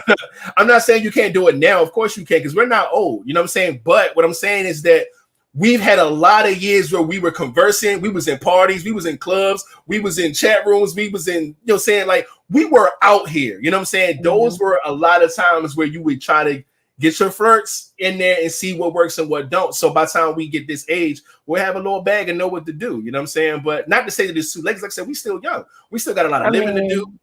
Yeah. And we got new shit now. We got GIFs. You can just hit the sliding down the hallway, pulling up. Come on. You can, it's so many ways you can flirt with the person. Emojis don't fucking work. Hey, you don't, they do. They definitely do. Emojis. The gifts, the emojis, yeah, shit like that. Like, you know how you, nah, that shit work. That shit works, my boy. You gotta find what works for you, and you gotta figure out who your person is, like, you know what I mean. And then just try it, and if it doesn't work, then it doesn't work. But I mean, I will agree with Rated though. Like we've been experimenting basically this whole entire time, flirting with people, you know, making very sexual jokes, or you know, like. You know, I mean, even stupid stuff. I remember, this is going to be very bad, but this is the only one that could come to my mind right now. That I told a friend of mine that so I wear glasses, right? Not because I actually have bad eyesight, but I got hit in the face when I was like 5 with a home run baseball. So I have a fear of balls to the face, right? So my friend was like, "Oh, you gonna take these balls to the face?" I'm sorry, I could not. I'm sorry. Continue. I told y'all, I said that's the only one I could come up with, right? So, but it's funny, but it's also flirtatious because if you say you want me to take your balls to the face, then I'm assuming you see where I'm going with that. Funny. Nonetheless, I just think that we just have to use like certain things to our advantage, and just go for it. Like flirting is very important in relationships and dating. Like just figure it out. I'm pretty sure there's a flirting 101 for dummies, or there's plenty of books. Listen, I write sex for my friends because they don't know how to sex. You know what I mean? So like everybody's not good at everything. You know what I'm saying? You got to figure out, if you can help get somebody to help you out, and then, but yeah. That's what this podcast is for. Y'all not helping shit. I mean, all this knowledge we just gave you, what? It's still not really telling me anything. Wow. Go ahead. Listen, I'm waiting for Flat. Flat gonna have the key. Flat gonna have the answers. No, go, Sway. Give me the answers, Sway. And I'm gonna put my foot up. No, see, I'm one of the people that flirting can get you in trouble. Oh yeah. So you definitely have to be aware. Flirting is always good, but sometimes when a motherfucker wants you, flirting can be dangerous. Because when they already want you, and then you just saying or doing the right shit to flirt, it just makes shit on times 10. But don't he want her back? Don't he say what? I'm saying, the person he's flirting with, shouldn't he want her back? Or you mean it's dangerous because the sex might be explosive? Well, it's dangerous. Sometimes like I flirt sometimes and it's not really intentionally. It's just that I might take advantage of every little chance that there is. Oh, okay, I got you. And sometimes that's not good. See, with the exact opposite, man. But I'm already wired that way. So it's just like she just said some shit that I know I can throw a flirt in there. And sometimes I have to catch myself because it's like you can't even help that shit sometimes. Yeah, you know what I'm saying? Because it's like I'm flirting every time. Exactly. And I don't want to come off that way to certain people because it's like, damn, I might have just flirted, but I really don't even want you. But you don't. Okay, yeah, don't. Because see, you don't want Flat. I'm gonna give an example. Flat, I think, and I could be completely wrong, but I think I'm spot on. Flat's the type of person to where, like you said, it's like in his arsenal. So he's done it so much. It's like a part of who he is. So it could be somebody's grandmother can walk by and accidentally bump him, and he be like, "All right, now, Granny, what?" You know what I'm saying? He'll say something like that, and that's yes. It's considered a flirt, though.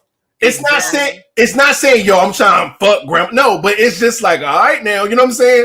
Yeah. So it's I know how to move that chair before I move. Them words right there alone. Yes, it's a flirt. I'd be like, all right, now. Just something like that is so simple, but it's a flirt. Yeah. And it's like, but it's natural because it's like, I ain't trying to really fuck your grandmother, but she bumped me, and all right now, like that could happen to the wrong person, and next thing you know, young man. It's gonna be like, it's like I'm not trying to fuck your grandmother, but I do fuck grandmothers. So I need you to get her to a safe place. All right. Dentures out on Flat. Take them dentures out. I heard something about them dentures now. Mm-hmm. Oh, I ain't never had that. I ain't never had a gum job. Yeah. Shit. Neither have I. Not a gum job. That sounds awful. It's that shit got a name. My mom knows that. Like if my mom, let's just say my mom introduced all her sons, and my mom is in her 60s, and her friends would be like, "Oh, he's cute," and she'd be like, that one right there, like she'll flat out tell you, don't do all that with me. You might be safe with my brothers, but like, I mean, that was, you know, back then, but it's like, hey, don't I know. Don't that baby boy ain't to be played with, because that's funny. You know, you might be in your 60s, but he'll bend your old ass over. So not bend your old ass over while she's using the walking stick. Lord have mercy. It's that's how it used to be. So it's just like, you know, I'm a little more tamed now, but the flirting, it gets like that, and sometimes it's just natural, and it doesn't mean that I'm not. Do you think it's natural? Like, how does that even happen for people who are natural flirts? Like, do you think that's just like because it is weird to say it's natural, but I do think for some people you have like the gift of gab, like you have that gift of like your thoughts are very like, oh, ping, you know what I mean? Yeah. So I think that for some people it is like, well, I didn't think I was flirting because I was just, you know, being me. I was just, and it's naturally to just do X, Y, Z. But then, like you said, like people be like, nah, you was flirting, and you know, and I think that there is a such thing as not flirting intentionally and flirting intentionally. I think flirting intentionally can also be like, what's the word? Awkward, I guess. Like if it's like too, like like a too heavy, too intentional, yeah. Like it's not even fun. It's not even like it doesn't have that like joy, you know, kind of like yeah. Do you know what I'm saying? Like I know exactly what you're saying. Yeah. Yeah. It's like a nigga it's just like some things can just come off a little weird. You know what I'm saying? Just imagine you having a conversation with a guy and he just come out of nowhere and be like, if I could be anything in the world, I'll be a blue shirt. And you just like, okay, I get it. I got on a blue shirt, but you just made this really uncomfortable, my G. Like, what is you know what I'm saying? Like, he's intentional, but like, it's like this wasn't the time for that, my dude. Like, what? Yeah, you know what I'm saying? or like, I mean, people be saying some wild. Oh yeah. Shit, like for real. I think I definitely heard some people say some crazy shit like, "Oh, what do you want to eat?" I don't know, but if that ass was available, I'm like, "What? Whoa!" Yeah. Time out, sir. That ain't even flirting. He just getting straight down to business. Like you trying to get that ass into what? That's good for somebody you're already fucking. Right. To me. That's what I'm saying. For some people, though, that is flirting to them. They don't realize how rash and aggressive it is when you don't know, like when you don't have that type of rapport with the person. I think because some people feel like when you get into a certain space, like for example, like we know each other pretty well, but I still wouldn't expect any of you all to say that. Well, maybe Flat, but not, you know, the other two, right? so, because I've known Flat the longest, so we have more history, but he also knows that I'm comfortable with him. Do you see what I'm saying? So I feel like there's a certain level of comfortability that has to be had between the two people in order for you to flirt a certain kind of way, because otherwise it's going to be like, damn, like I thought we, you know what I'm saying? Like, because it may come off as a little disrespectful if you don't know that person, you know what I mean? And for either party, men or women, because I mean, they're not, I mean, nobody wants to be like treated like a piece of meat per se, you know, not if they're not in that headspace. Unless we role playing and you walking into a butcher shop, that by all means. Right. I mean, you got to learn how to read the room, though. Reading the room is definitely important, because you can say that raunchy ass shit even if I don't know you, if I read the room right. Because I can tell all night you've been looking at me. And you can go up a notch with your flirting when you know the feeling might be mutual, especially for men, because women, all they know how to do a lot of the times is put themselves in position to be seen or approached, because they don't know how to flirt. So it gives them that to let them know, okay, he on me too, because of the shit that he just said. So it's like, I can loosen up. I can now, you know, say certain things, or because it helps. Sometimes it helps the woman become more of a flirt, but you have to read the room. If you don't read the room right, that's when it becomes difficult. And if you don't know how to read rooms, I suggest you just don't flirt. Well, what about touch flirting? How do you guys feel about that? Like, what the fuck is touch flirting? Touch touch flirting. Like if I when somebody laugh and put their hand on your shoulder or on your leg. It depends on how you drag it off. I look at how you drag it off because it's a lot of people that drag it off. No, that's true. That's true. It's a lot of people that's always touchy. But then when you take off that laugh and you drag down my whole fucking arm, now I know you're trying to feel on me a little bit. You trying to see what you trying to feel what you can't really see to see if you sending a signal. That's what that is. You sending a motherfucking signal. You know what I'm saying? So yes, some people are like touchers in a sense. You know what I'm saying? When they laugh, they bump shoulders and elbows, they lean on each other. Like that shit happens, you know what I'm saying? But like Flat said, it's the exit of that touch, right? So if you lean on me and laugh and you stay there for a while, it's like, I see what this is. Like Flat said, you touch your shoulder. If you don't just take your hand off, I ain't nothing. But if you drag that motherfucker down you telling me something. Yeah. Or you lean over, you touch somebody's leg, that's funny, whatever, take that shit off, cool. But if you rub that motherfucker as you lean, man, come on. That's all communication. And those are ways to flirt without verbally saying anything, but handshakes, hugs, you know when all that. Hug, but when a motherfucker holds you just that tenth of a second too longer, I know where you at. That hug was a little different. Kiss on the cheek. Yeah. I'm telling you. No, all that shit is real. It's how it's done, man. It's how it's done. Fuck me up with that one though. I don't really. Kisses on the cheek. You don't do those. Don't kiss my cheek. I'm a kisser. I'm a kisser. God damn it. Your breath gotta be right. I didn't. Some people. That's why I don't really like people touching my face.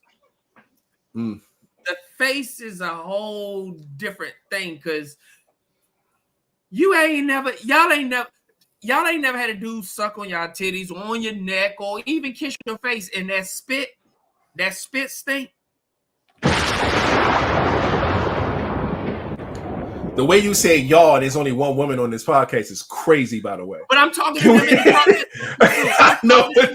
section too.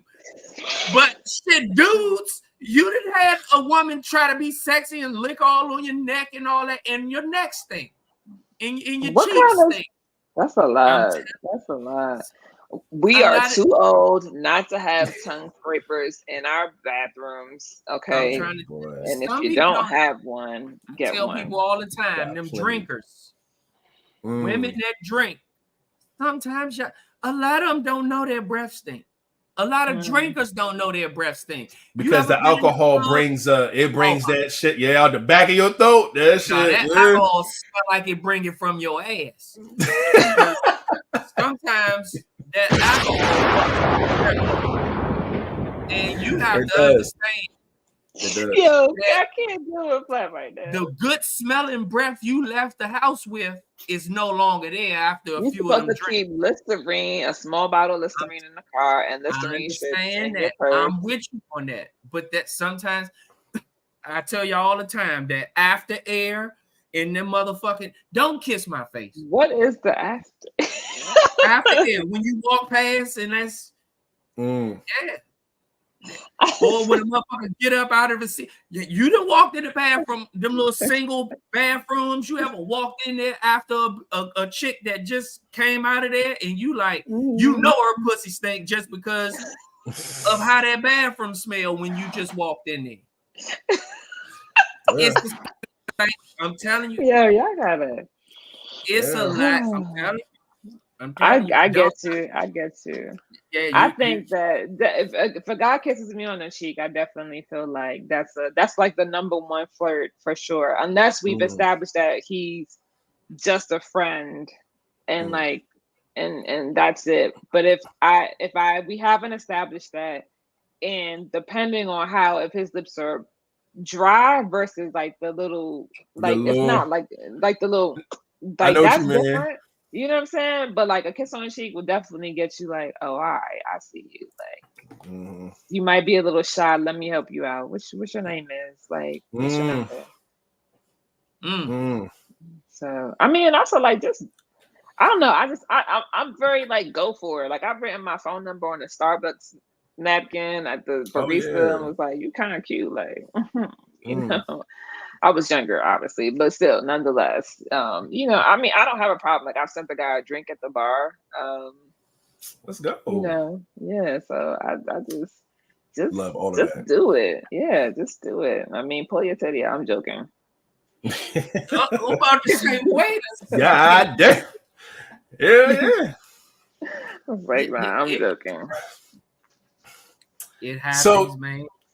King, have you learned anything? No. See, this is the thing. What we've been talking about, what to do, how to do, so many different ways to flirt, verbally, touching. No. I've only heard how females flirt. Like basically, she said how she flirt. Y'all don't say how y'all flirt. Y'all say the touching shit that does nothing for me. Saying when to flirt is not really telling me too much of anything because I mean, if you go on a date, flirt. If you're trying to go on a date, flirt. When you in a relationship, flirt. But the whole thing is how to flirt, because when I do it, it's awkward. It's what kind of flirting are you doing? I gotta figure out how you flirt in order to even. That's the whole thing. I'm trying to think of a good way how to flirt. Like I've had many conversations. I've been talking about that shit all week, and no one can really tell me like for a guy like how to flirt effectively. You kind of flirt on here when you hear certain shit and you like, yo, press the button. That's kind of like flirting. You just revert that to a woman, and it was like when I came on here, right? Initially, you was like, oh, Amiyah coming on here in her blue. That's a flirt. Like, oh, you came on here looking good. That's a flirt. Like, for most women, a compliment is a flirt. I didn't say all that. When you first came on, I was asking you, are you okay? Okay. That was the first thing I asked you, are you okay? But outside of that, she's giving you examples of how a compliment can be a flirt. Yeah. And I see, he couldn't even take a compliment. I was trying to flirt with him. That's crazy. Sometimes it could just be the way you say the compliment, like, yeah. And she like, what? You like, girl, that motherfucking blouse is blousing. You know, certain shit.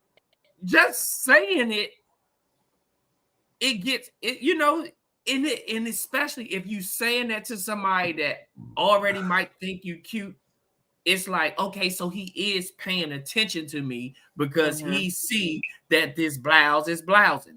So that alone is going to give her that, okay, he might be feeling me a little bit. So now she's going to assert herself and expect to always be seen by you. And like I said, women sometimes don't know how to flirt. But if you read in the room, you're going to realize, damn, everything I do, this chick is right here. If I say, all right, y'all, we at game night. And I decide, oh, let me get up and go get me something to drink. And she like, you know what? I'm going to get me some chips too. And she always around you. Read the room, because she going to try to figure out a way to get in the spot to be around you some way for you to even say more. Or, you know, women are completely different. I hear you, Matt, but I mean, I've never been in that situation. And the only time I've been in that situation, I thought a female was doing that, I could not talk to her. And I say that because it was a reason why. Like, I know the chick and I couldn't talk to her because she did some other shit with some other people. So I couldn't talk to her. How are you asking women out? Like, how would you ask a woman out? Shit. Damn. I don't know. I can't remember the last time I asked somebody out. I just keep it simple. Like, all right, hey, like if you were free on this date, or would you like to go out a date? I'll just keep it straightforward. Okay. Do you compliment anywhere in this asking of the date? Compliment what? Anything.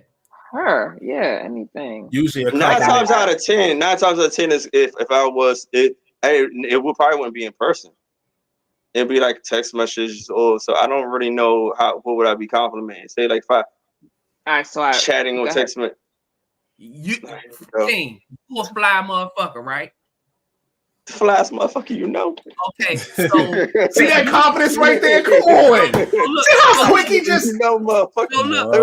Look, when you see a fly chick, the easiest flirt for you could be, damn, you see my fly? It's hard to find a woman that can match my fly, and baby, I think you got it.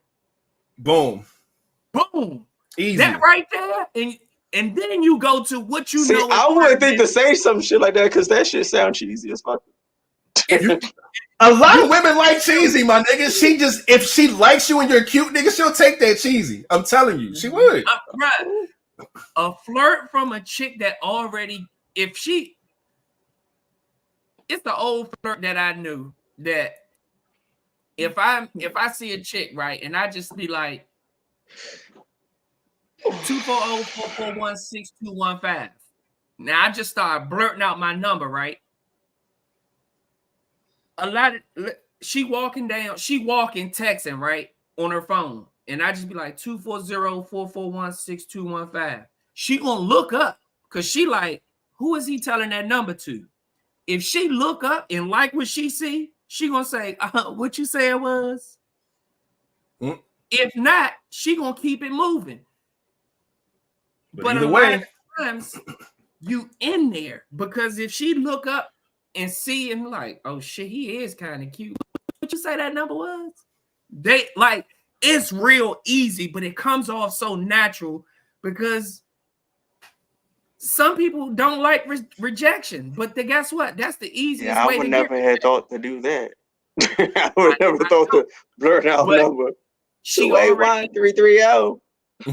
Hey, Z. Listen, you really the simplest things, right? Like in the summertime or period in the sun, if I'm walking down the street and the sun directly hits my eyes, they change colors.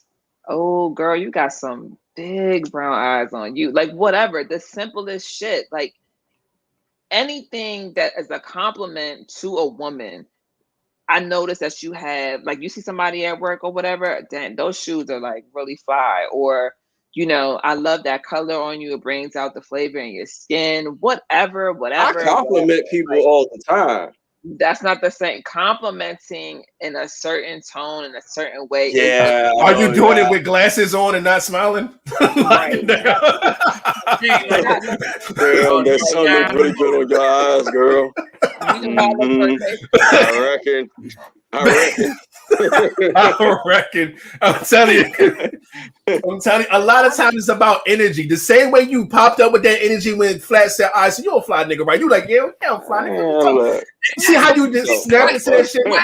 His swag turned on instantly. I'm telling you that's the confidence right there. Your confidence level matters on how you are how you are received, right? Yes. How you are received, and also just like, because a woman can't flirt if she don't feel confident. Well, I mean, you flirt better when you feel confident. That's all I can say, right? Like if I went out right now, I'm easily gonna flirt with people because I feel good. I look good. I'm like, yo, this blue on my skin does really like, fuck, I'm confident in myself. It really does look good. And so like knowing those type of things and how to actually navigate that space, right, for you is also about confidence, like how you feel confidently, because a woman can tell how you want to approach her, how you look before you even get there, if your confidence is on A1 or if it's like somewhere floating around. So if you got that fresh shape up, you know, you looking good, you know, like do that. You know what I'm saying? Or like a way to flirt without even like trying to be crazy with it. Like, so say we're all having a game night, right? And saying none of us know each other. And there's other women there, whatever the case may be. And we like, all right, y'all, we about to team up. We're going to play whatever said game. And say Flat, just come on and be like, oh, I'm on teams with Amiyah Topic. We both got that blue on, so I'm teaming up with her. Just something small as that. She could be like, all right, boy, man, come on, we team blue. That means it's like, even though you're not saying nothing directly like about her looks, about you want to fuck her, none of that shit. You're letting her know, look, I noticed you and we teaming up. That's just something. Even that little bit is, right. I'm telling you, man, it's so many ways to do it. It don't even have to be like nothing crazy, extravagant, corny, or nothing. You could just say something as light as that. And I'm telling you, it works. It works.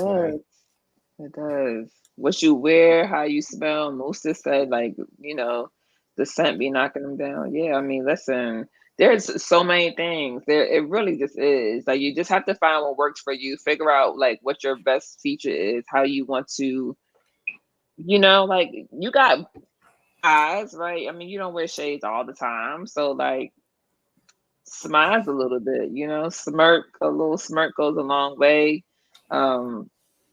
Yeah, just I guess it really just starts in the confidence, you know, like, and because that's gonna be the biggest part of all. But how to flirt is always gonna be based on personality, because I feel like that's literally how we're explaining it to you. It's all based on our personalities. I know what my strong suits are. I can use my eyes. I can talk. I'm slick with the mouth like flat. You know what I mean? So I can say some shit to dudes that'll catch them off guard. You know what I mean? But yes, indeed. But she's right though. It's like knowing yourself, you know what I'm saying? Because like you said earlier, King, like Flat would think of and say some things that you probably would never think of. But you have to think of certain things that you would deem is a cool way to flirt. You know what I'm saying? Like I may flirt completely different from all of y'all. Like we all are different in a way. It's just about knowing yourself, knowing what you you know what I'm saying? So or you can do what DJ she said. Yeah, just I mean, it's simple. Look at her eyes and say, "Come in." That's his time. That's his move. That's his move. If it works for him, it works for him. It don't work for everybody. But see, you got to keep in mind he's also a DJ, so he used to. If I look at a chick and tell her to come here, oh my gosh, the DJ wants me. I'm coming. Excuse me, y'all. Excuse me. You gotta. You just certain things you just gotta know. And DJ Sheesh, you know he come off as a little. He from New York. He got a little. He a pretty boy. But you also. He got a pretty boy, man. You know, but even to his credit, right? Like if he's doing his DJ shit, first off, women are listening to the music. You're not staring at the DJ booth. But if I see you looking at me enough, you know I'm up here on the ones and twos, and you staring at me. Oh, I know I can get you because the party over there. You know what I'm saying? The party out there, but you keep looking over here. Bring your ass here, and it's boom. It's that easy for him. You know what I'm saying? So you just gotta. And that motherfucking blue shirt. We are always we're very aggressive, we're assertive, and we know how to go after what we want. So you know, I mean, not saying that other people don't, but I'm just saying like we are really known for being more aggressive. So like I have no problem. As I said, I have no problem flirting with men, and like to men in general, I think in some places outside of New York, that's weird. Like for me to, hey, you know, you look good. Like I rolled down my window the other day because the UPS man was fine. It was like, you look good. That was it. And I kept going because also men don't get complimented enough either. So there's that, you see what I'm saying? So like, the flirting is back and forth, but sometimes you don't have, if you're flirting with intent, like you flirting because you want to take this person out on a date, then you got to move that way. You got to be like, hey, look, I thought you were very attractive. I really dig your style. Like, can we go on a date? Whatever. Well, however it works for you. But if you're just dropping a compliment with no, if you're actually flirting with intent, but you drop the compliment and you don't have any follow up, then I'm just thinking you complimenting me and you don't want nothing else. And that's how people end up in the friend zone, whether it's man or woman. So, oh shit, that struck another nerve. You said friend zone, that nigga back start hurting. God, no. Oh shit! I was just uncomfortable with it. That was just perfect timing. The time I was gonna say, God damn. She said, I'm just comfortable. I'm just saying, it really is. Like flirting is an art. You know what I mean? That's why I said I sext to some of my friends because they don't know what they're doing. Sexting is an art. Like enticing somebody is an art. Seducing somebody is an art. Like all those things you also learn through, as well, because some of those things I just learned, and naturally I'm also very romantic. I'm very sensual. I write erotica. Like there are a level of things that I do that other people don't do, so that my expertise helps them. But then there's just some things where it's just natural, like rated and flat set, and then it's based on your personalities. So we've been doing this for some time, navigating based on our personalities, and like this is what you end up with. You know what I mean? I flirt with people all the time. Like, listen, I flirted with a guy when I was back home in New York, because he was like, saw me coming off the bus. He's like, "Oh, you're not from here?" What you mean? I'm from here. Like, I do this. And to him, that was flirting. Like, "Oh, you spicy. Like, muy caliente. Like, yeah, what's up?" You know what I mean? So like, it just depends on like the person and how you do it. As long as I'm smiling when I do something, like, usually that's flirting, The energy, man. Yeah, for sure. It's energy. Sometimes when they see that you go out your way to do it, it lets somebody know you flirting too. If I come all the way across the room just to let you know, man, I saw you from all the way over there. When you walked in this room, goodness gracious, you parted like the Red Sea, or you caught my eye instantly. Anything you say, if she know you or saw her from across the room, a lot of the times she already know you flirting, because it's like all these motherfuckers in here and you saw me from across the room. That's a flirt. They know this type of shit. It's like, But that also comes with confidence, because some people can walk in the room and know, somebody see me. That part, yep. Do it like that. I mean, shit, it's too many. It's a whole lot of movies. A lot of the time, that's when you first day of school fresh. Because when you step out and you first day of school fresh, nigga, how many times you done got up and sharpened that motherfucking pencil? Hello. When you know you fly. When you know you fly shit, you got that. You up and about. You gonna just let it be known. Like, I'm gonna sharpen your pencil, bro. I'll sharpen it for you. Let me get that. I'm gonna take my time turning my homework in. What you talking about? We just leveled it up. You get a new outfit for vacation, new outfit for your birthday, new outfit for work. Listen, you're gonna see me. I remember going to work a few months ago, badass new outfit, hair done, like everything. They was like, damn, I had a white guy who was like, "I'm sorry, excuse me, sir. We don't, like," but the whole point is like the confidence and like everything that you exude, you know what I mean? Like that helps make things a little bit easier for sure. So like, and King still like, he don't know. No, I hear y'all, but it's now I'm just looking at it. It's like I just need to be in places to find people I want to flirt with. Absolutely. Yeah, 100%. That's why I said we did so much of it in our past. You probably didn't think about flirting with people back then, but I'm just saying a lot of our socializing and going out, we did so much of it. That's how we know so much about it. I just be chill, so I'm not really used to.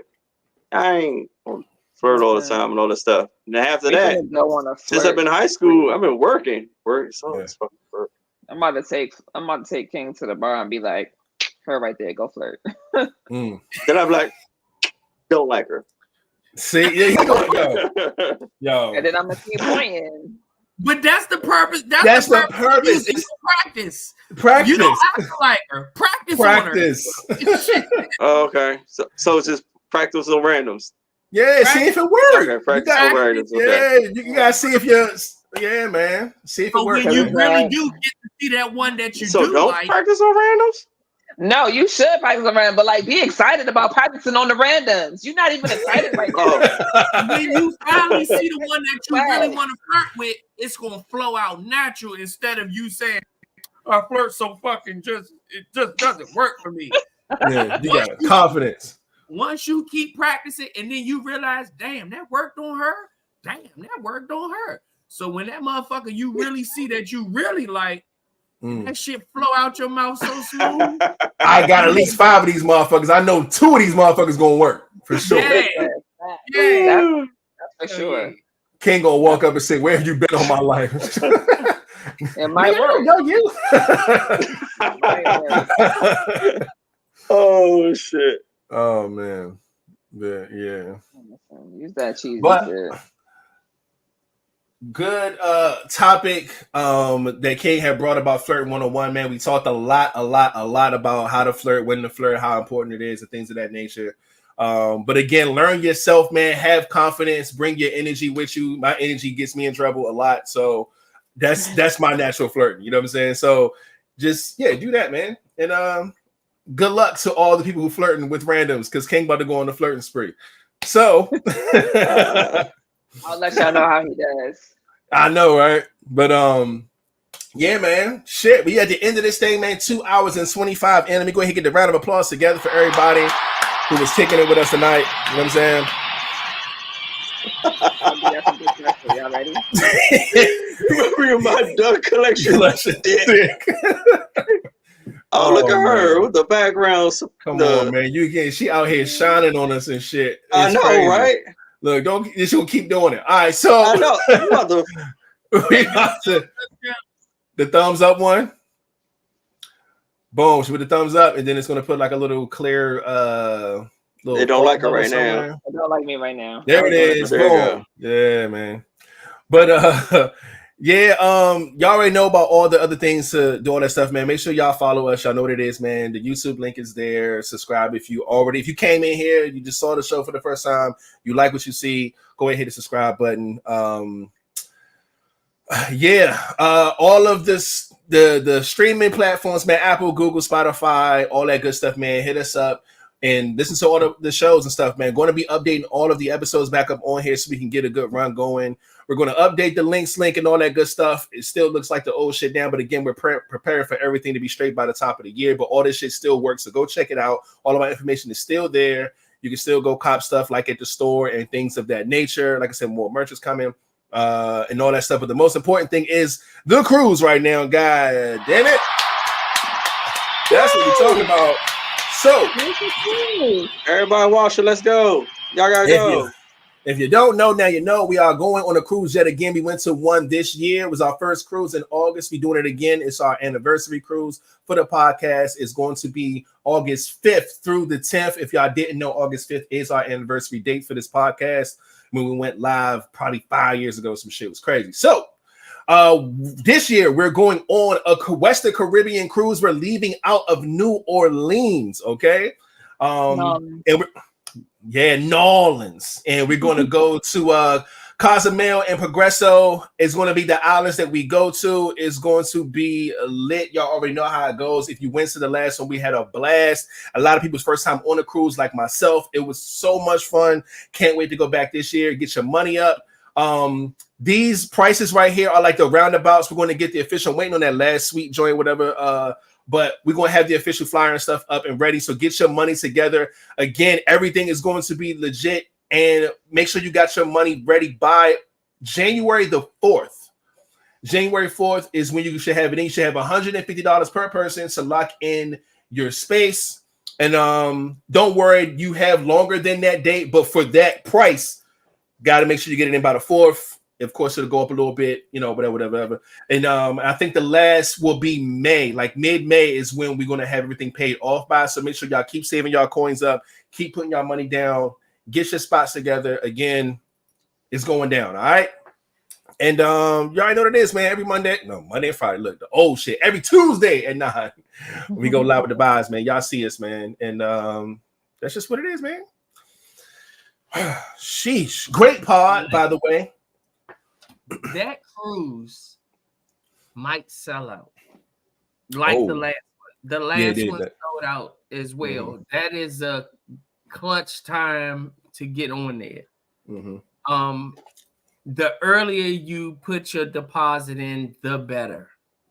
Sometimes it won't nothing be left but some shit that you probably can't afford, or you might want a balcony, but the only thing left is interior rooms. It can be vice versa. It just, the earlier you put your deposit in, the better. Mm-hmm. Dreams to Reality.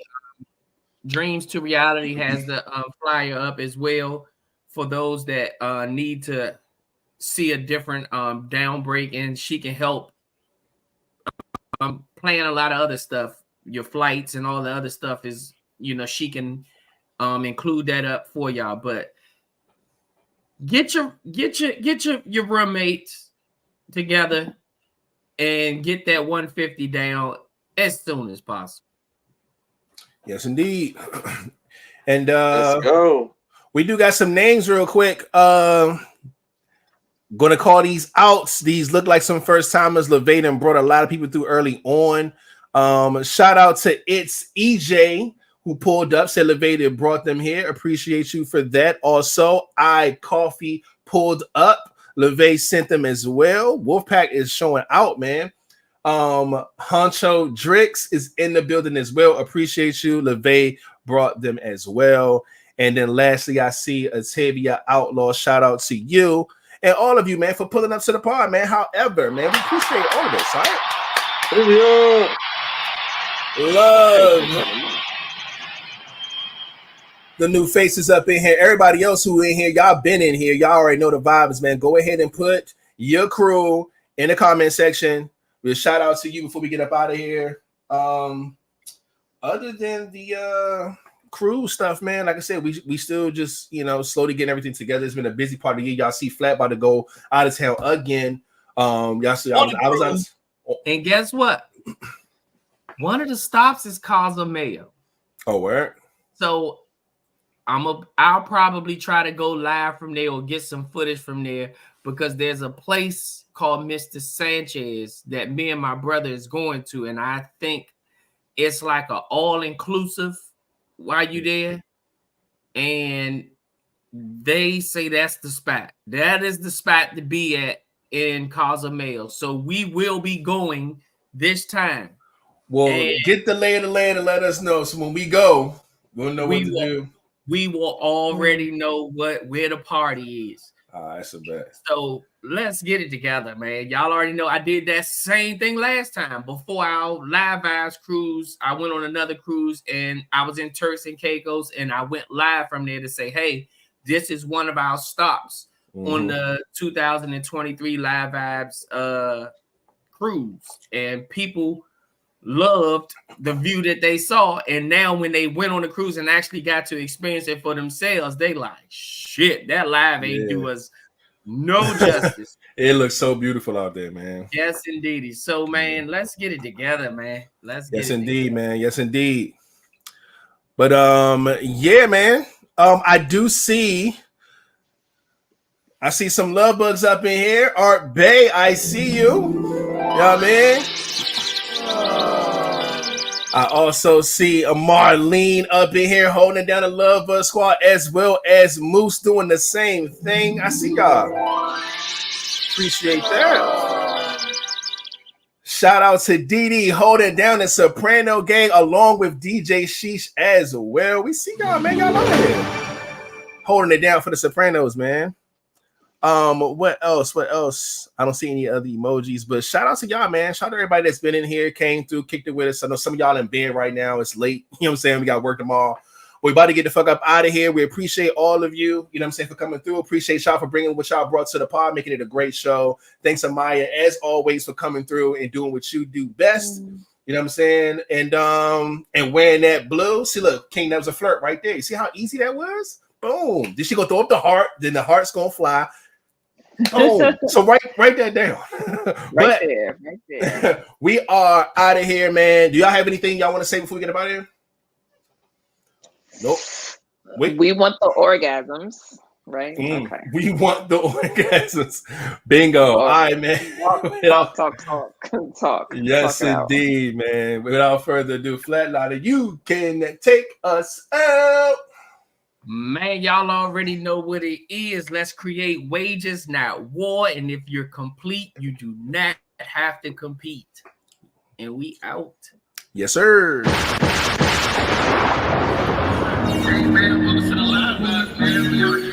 getting all sorts of new shit.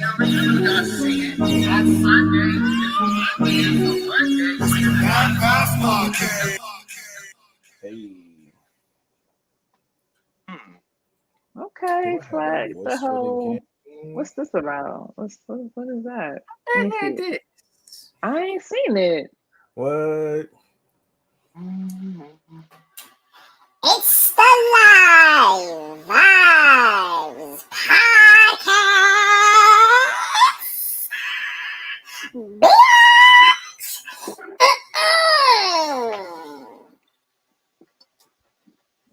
Yes, indeed.